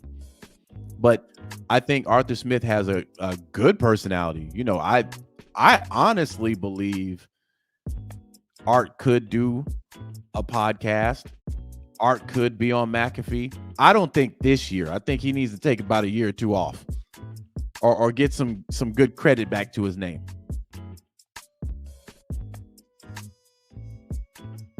I always said Matt Ryan would be good in the booth. Y'all know when I was in Atlanta Bird Gang, one of my main things about Matt Ryan is if Matt Ryan retired from the game and ran for office, I'd vote for him. Very politically sound guy. But I knew he would do good on TV. And he's got the credentials. He's got 13 years on one team. That's unheard of these days. Went to a Super Bowl MVP, deserved it.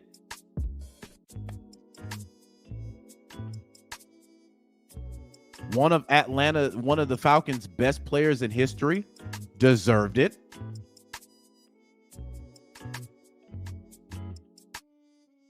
So he's got the credentials.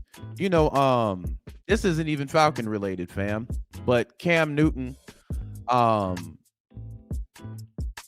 sparked up some controversy because of his take on who is a game manager and who's a game changer. And some people took offense to this. And I'm like, bro, really? Like, listen. Hold on, let me pause this real quick. Cam Newton, you can say what you want to about him dressing, him wearing those cock-a-doodle-doo hats. I personally like the way Cam Newton dresses. Now, when he was playing, he wore some weird stuff. But I think what Cam is doing now is absolutely incredible. With his podcast and how he talks about the game. And people have actually taken offense to what Cam Newton had to say about this. And I'm like, bro, y'all do realize Cam Newton was a game changer. Like what he did in his rookie season, in the 15-1 season, where they were without their best wide receiver at that time.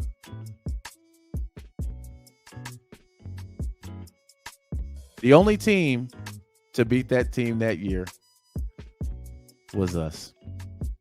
And Denver can thank us for that Super Bowl because we gave them the blueprint on how to stop that Carolina team. But Cam, I'm a play this. It ain't Falcon related, fam, but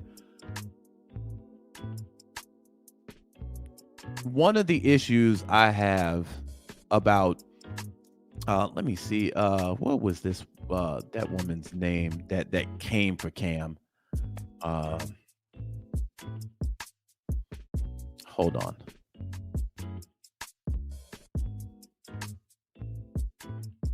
Okay, let me do this.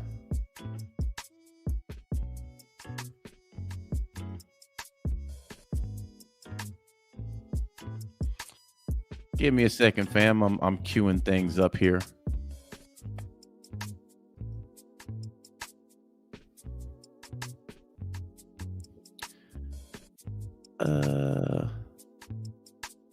Hold on. Let me see if I can find the ESPN clip.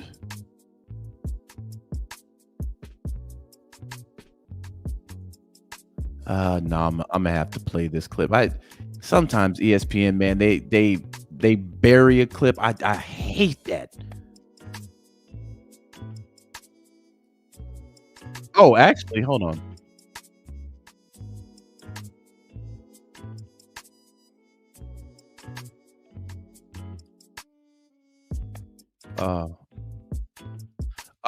Okay, let me do it this way, because I y'all know I like to give context in a lot of stuff. So let me pull this up real quick.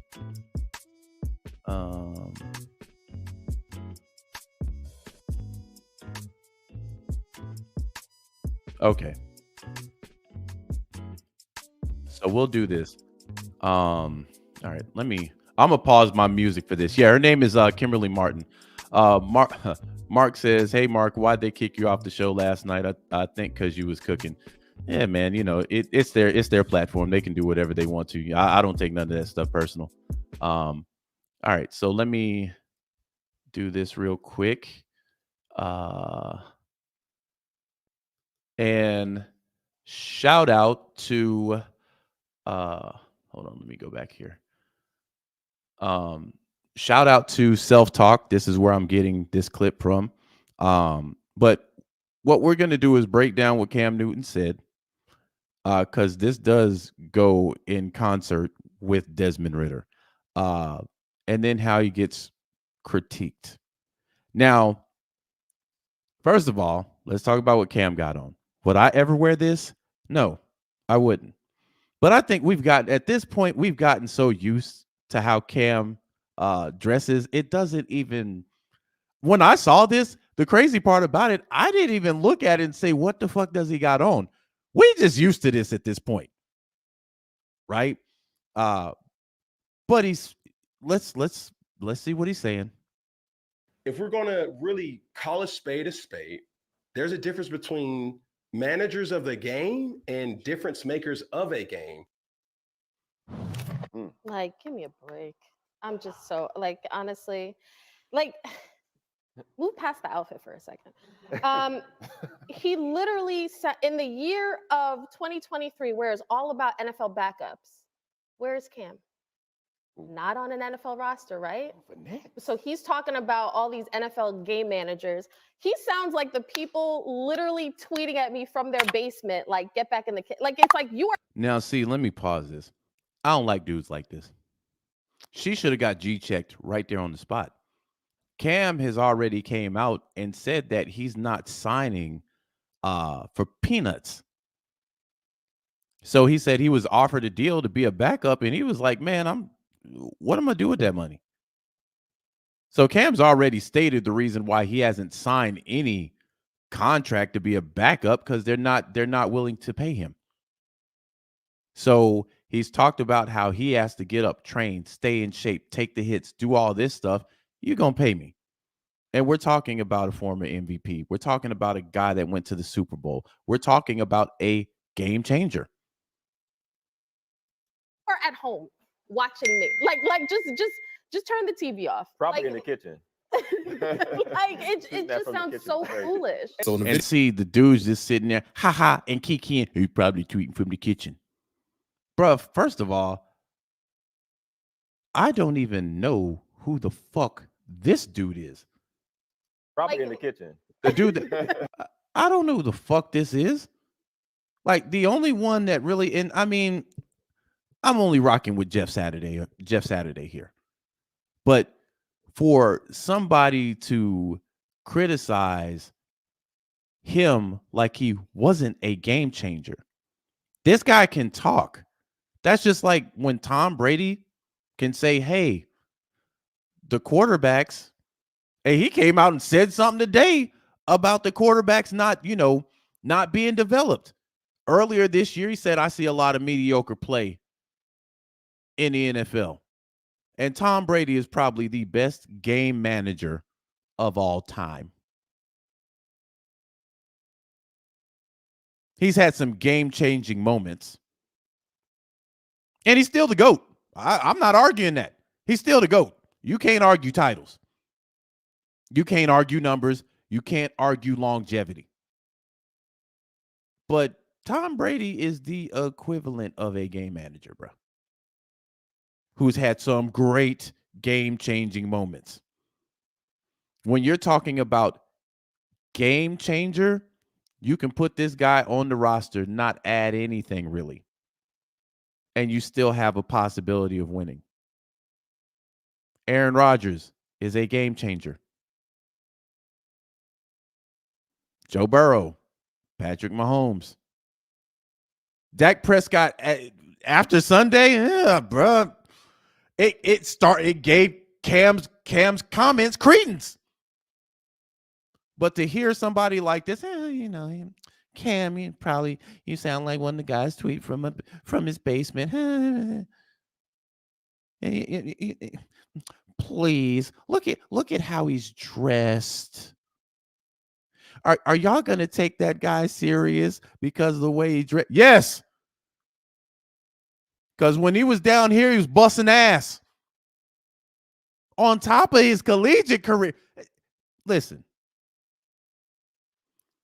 If a guy's playing like a bum, you can call him a bum.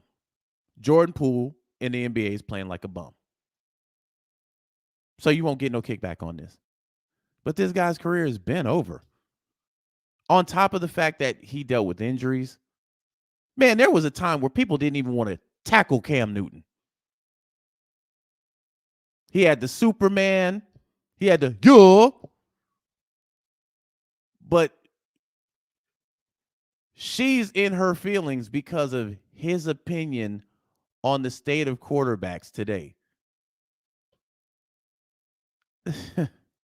It just sounds so foolish. So in the video I did covering that, I had compared her Malika Andrews and a lot. So, and you know, one thing I something about that woman irks my soul too, because when she be on First Take, she be calling everybody by their first name, like their whole first name, and the way that she kind of says it, oh God, it's fucking condescending. Steven, really, Steven, and again, like Cam Newton could call her a mediocre reporter because that's what she is. You can't call Cam a mediocre anything, bruh. You can't call him mediocre. That's just like I can't call Matt Ryan mediocre. Matt Ryan, in his last 3 years, he was done. But as far as a body of work, can't call Matt Ryan mediocre.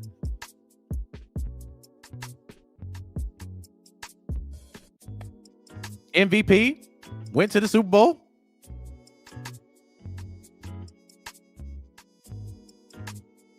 Got stats to back it up, so much so we call him Stat Ryan.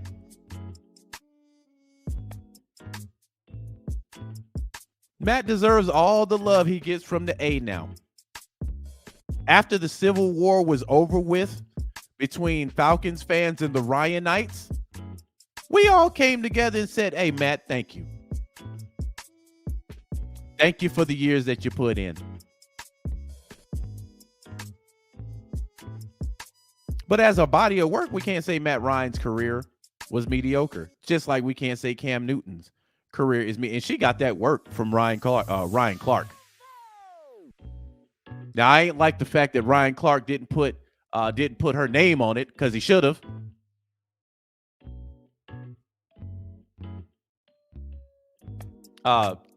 Uncle Steve says, me smugly whistling, watching what I thought would happen to DR9 for the second time. I love Heineke, coming soon. Hey, you're only going to get like 3 weeks out of that one, though. But yeah, a lot of us saw this happening, fam. A lot of us saw this coming.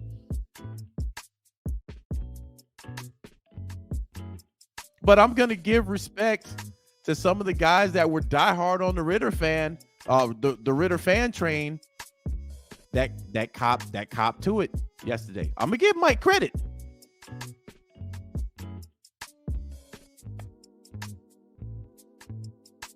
That pick did a lot of folks in yesterday, fam. That pick was like a death in the family.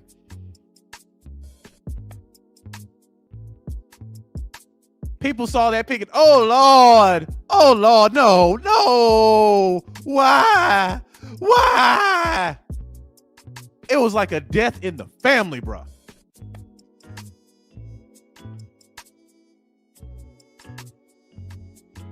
Now, you know, they say death comes in threes. So for some folks, it's like, damn, here we go again, man. Really? We just had this happen last week.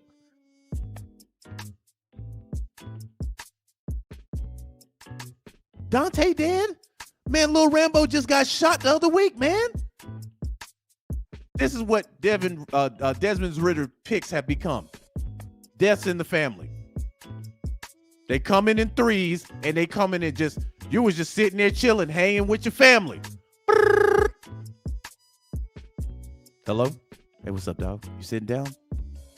Nah, what's going on? Man, Desmond Ridder threw another pick in the red zone. No, man, no. No. Yeah, man. Yeah. So the loss is going to be on Sunday. Oh, God. Not again. Not again. It's what it's becoming. Now you got folks they scared to pick up their phones on Sunday now.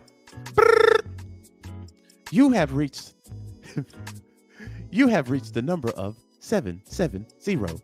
Do not call me again. Do you wish to leave a message? Leave it after the beep. Beep. Hey man, you ain't gonna believe what message deleted.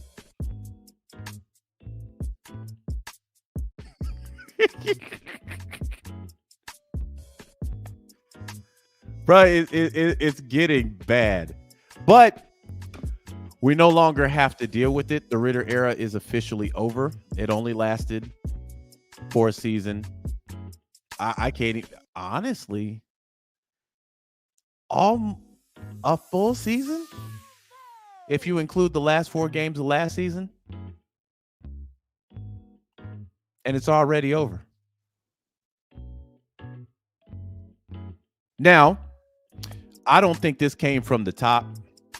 I think this came directly from Arthur Smith.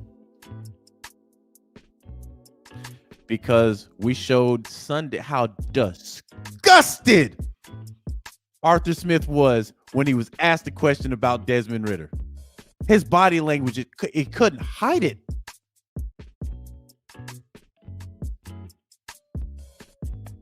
He already knew at that point, man, this boy didn't cost me my job. I'm not going to give him the opportunity to finish out the rest of the season. I'm going to be able to finish out the rest of the season, but he isn't.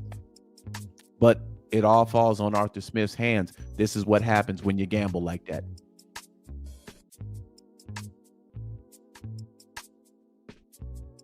You don't go to Vegas and put all your money on one play. And the crazy part about it is he had an escape route with Heineke.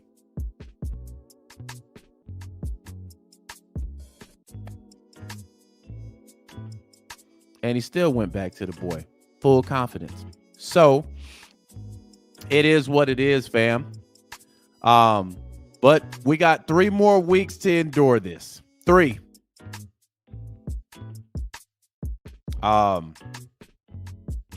I mentally and emotionally, man, you know, when I watch these games now, I'm never too high or too low, man. So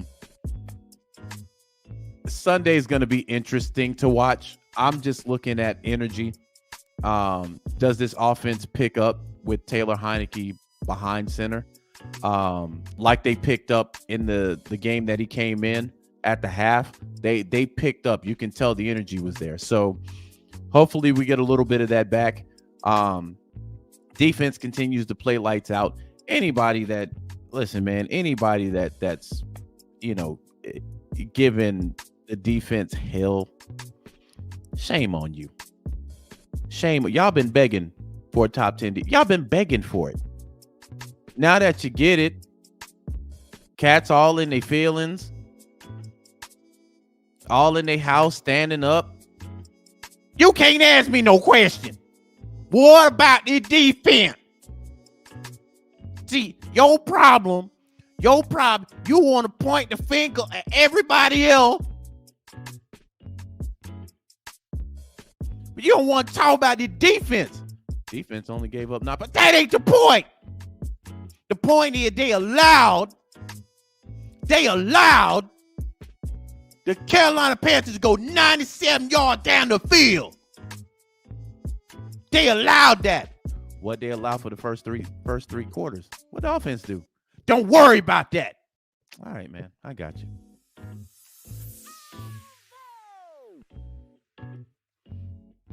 Offense is so great. Your quarterback got benched.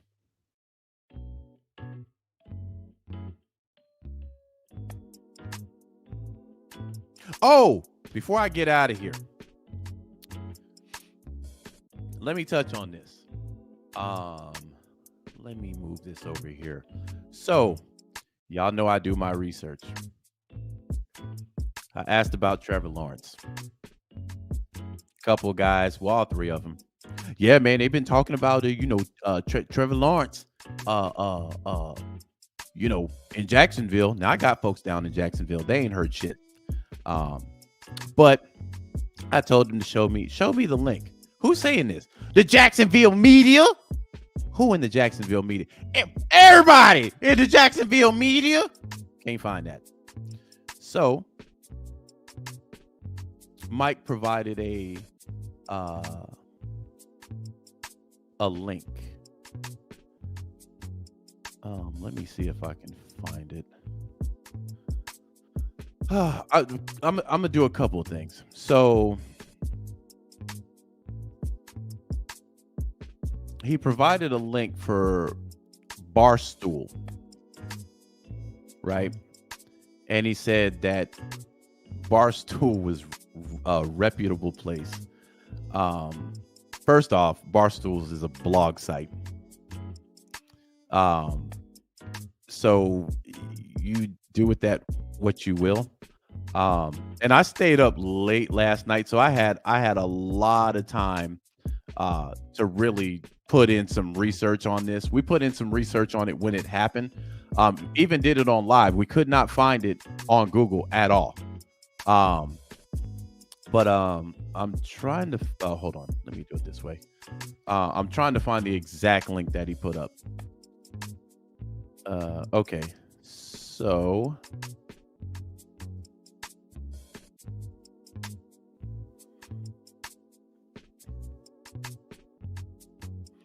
there is 1, 2. Okay. So what he said was they're saying out in Jacksonville, let me put this up, that Trevor Lawrence isn't the guy. He said this weeks ago. So this came out yesterday. Real doubts about Trevor Lawrence actually being the guy are happening, and it's well-deserved. Want y'all to pay attention to this guy right here, Chaps, because he's the one reporting this. Now you can go read it, but this is Barstool, right? I'm gonna touch on a couple things. So he said this weeks ago. This came out yesterday. Let me see if I can back up real quick. What's going on with my okay?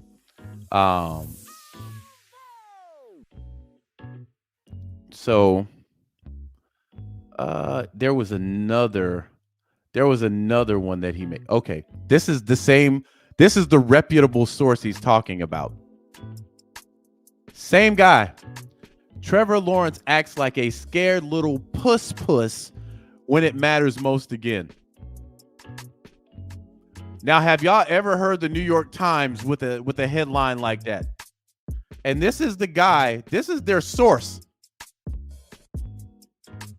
making one video where he's shaving, another video where he's shaving. All these videos got his shirt off. This ain't from an Adam Schefter or somebody. This is from a guy posting on a fucking blog site.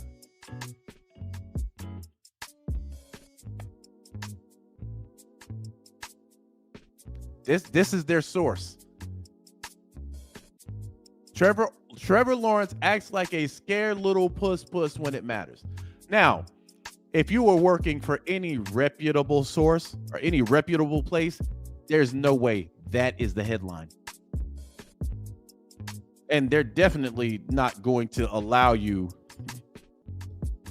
to do a fucking video about it with the shirt off, shaving. But another thing,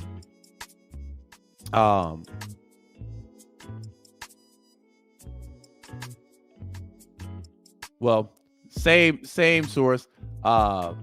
Trevor Lawrence was jagging off on that final drive. Now, I actually thought that was pretty catchy. I'm not gonna lie. I found that kind of catchy. Now, there is something that had, but also from Barstool, Trevor Lawrence just threw the first of many TDs to Calvin Ridley. So they'll just allow anybody to come on here and talk. Right now, I do want to show something. Let me see if I can pull this up.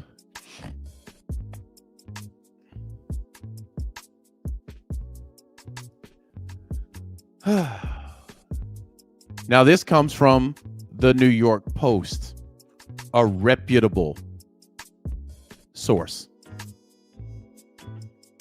Trevor Lawrence shides Barstool. God damn it, get out of my way. Trevor Lawrence shides Barstool after 15 million crypto loss confusion. Notice when that was put up, the 22nd 22nd of June, 2022. So we're going to go to the tweet. Did y'all confuse my FTX official signing bonus with my NFL one? Carry on.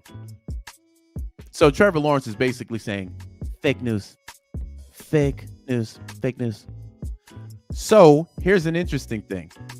Barstool founder Dave Portnoy responded, to our defense, Trevor Lawrence. The guy who wrote this is a writer who goes by the name Big Tennessee, is kind of dumb. This is the founder talking. That's where they got their source from. So I rest my case on that one. The Jacksonville media didn't say anything.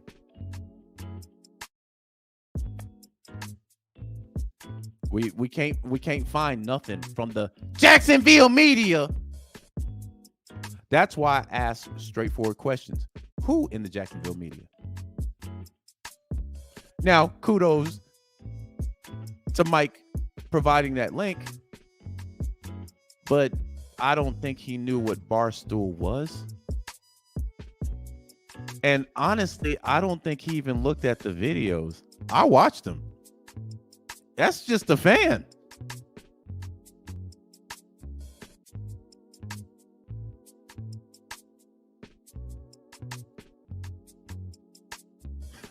But I digress, fam. I've been on here rocking with y'all for 2 hours.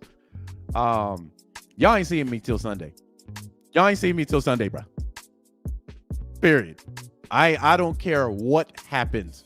They can fire Arthur Smith on Friday. We will talk about it Sunday. But I wish Desmond Ridder gets better. You know, you got to get better, kid. You got to stop shooting. You got to stop shooting yourself in the foot in the red zone. You have to get better. If not, you're going to be out of the league. Fuck getting cut. You're going to be playing in the XFL. If you don't start taking this thing very, very serious.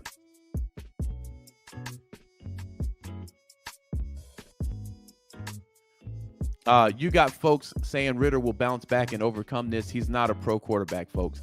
He's got an opportunity. He's still on a roster. He's got an opportunity, but he got to take this. Fam, right now, Ridder has the signs of a bad quarterback written all over him. All over him. And the only way you can cure the whoops is you got to be benched for a while. A lot of players. You look at Jameis.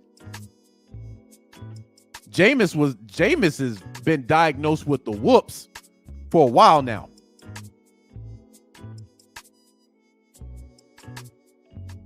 And he's diagnosed with a serious case of the whoops. It's like stage 3. But the crazy part about even Jameis has had great games. That's what Dez has going against him right now.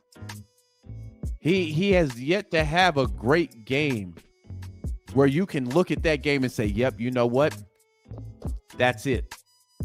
He's had good to great halves. Jameis has had great games, even though he's got stage 3 whoops. And look at where he at on the bench as a backup.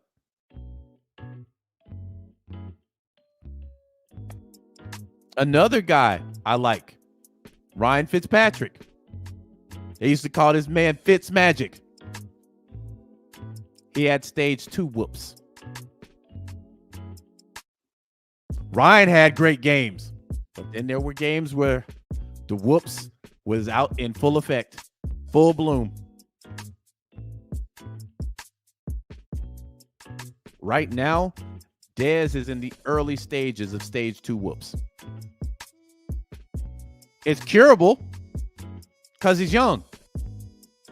It's curable. But man, you got to get up underneath some quality tutelage.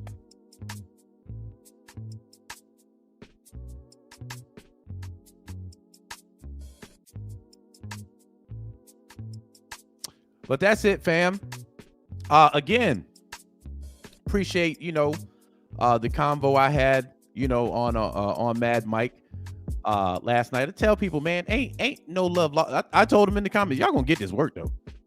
Ain't no love lost, man. I'll talk to those guys all day long about football. As long as ain't no disrespect. And now the other dude that hopped on there again, I don't know what his beef is with me, man. Same issue when we were talking about Desmond Ridder months ago. But the man was seething last night. I'm not gonna lie. I was kind of sitting here, kind of low key laughing at him. I'm just not gonna front.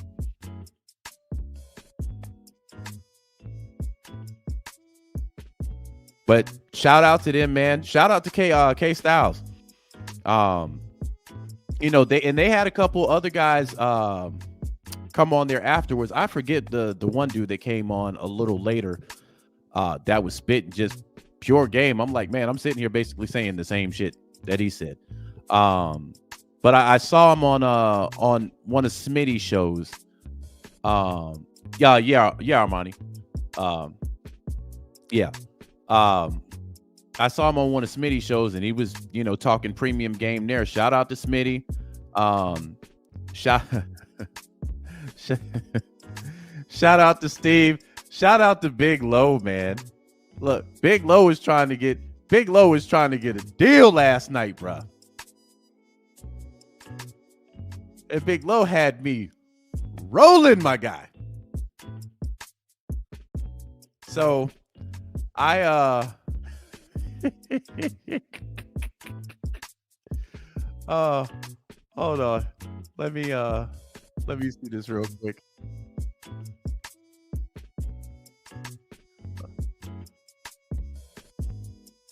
Hold on. Let me pause my music real quick, and I'm gonna get up out of here, bruh.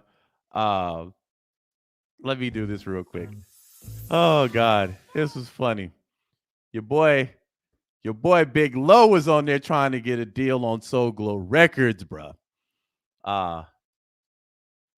They had your boy like this last night. Just let your soul know. Just let it shine through. Just let your soul know. It's all so silky smooth. Just let it shine through. Yeah. Just let your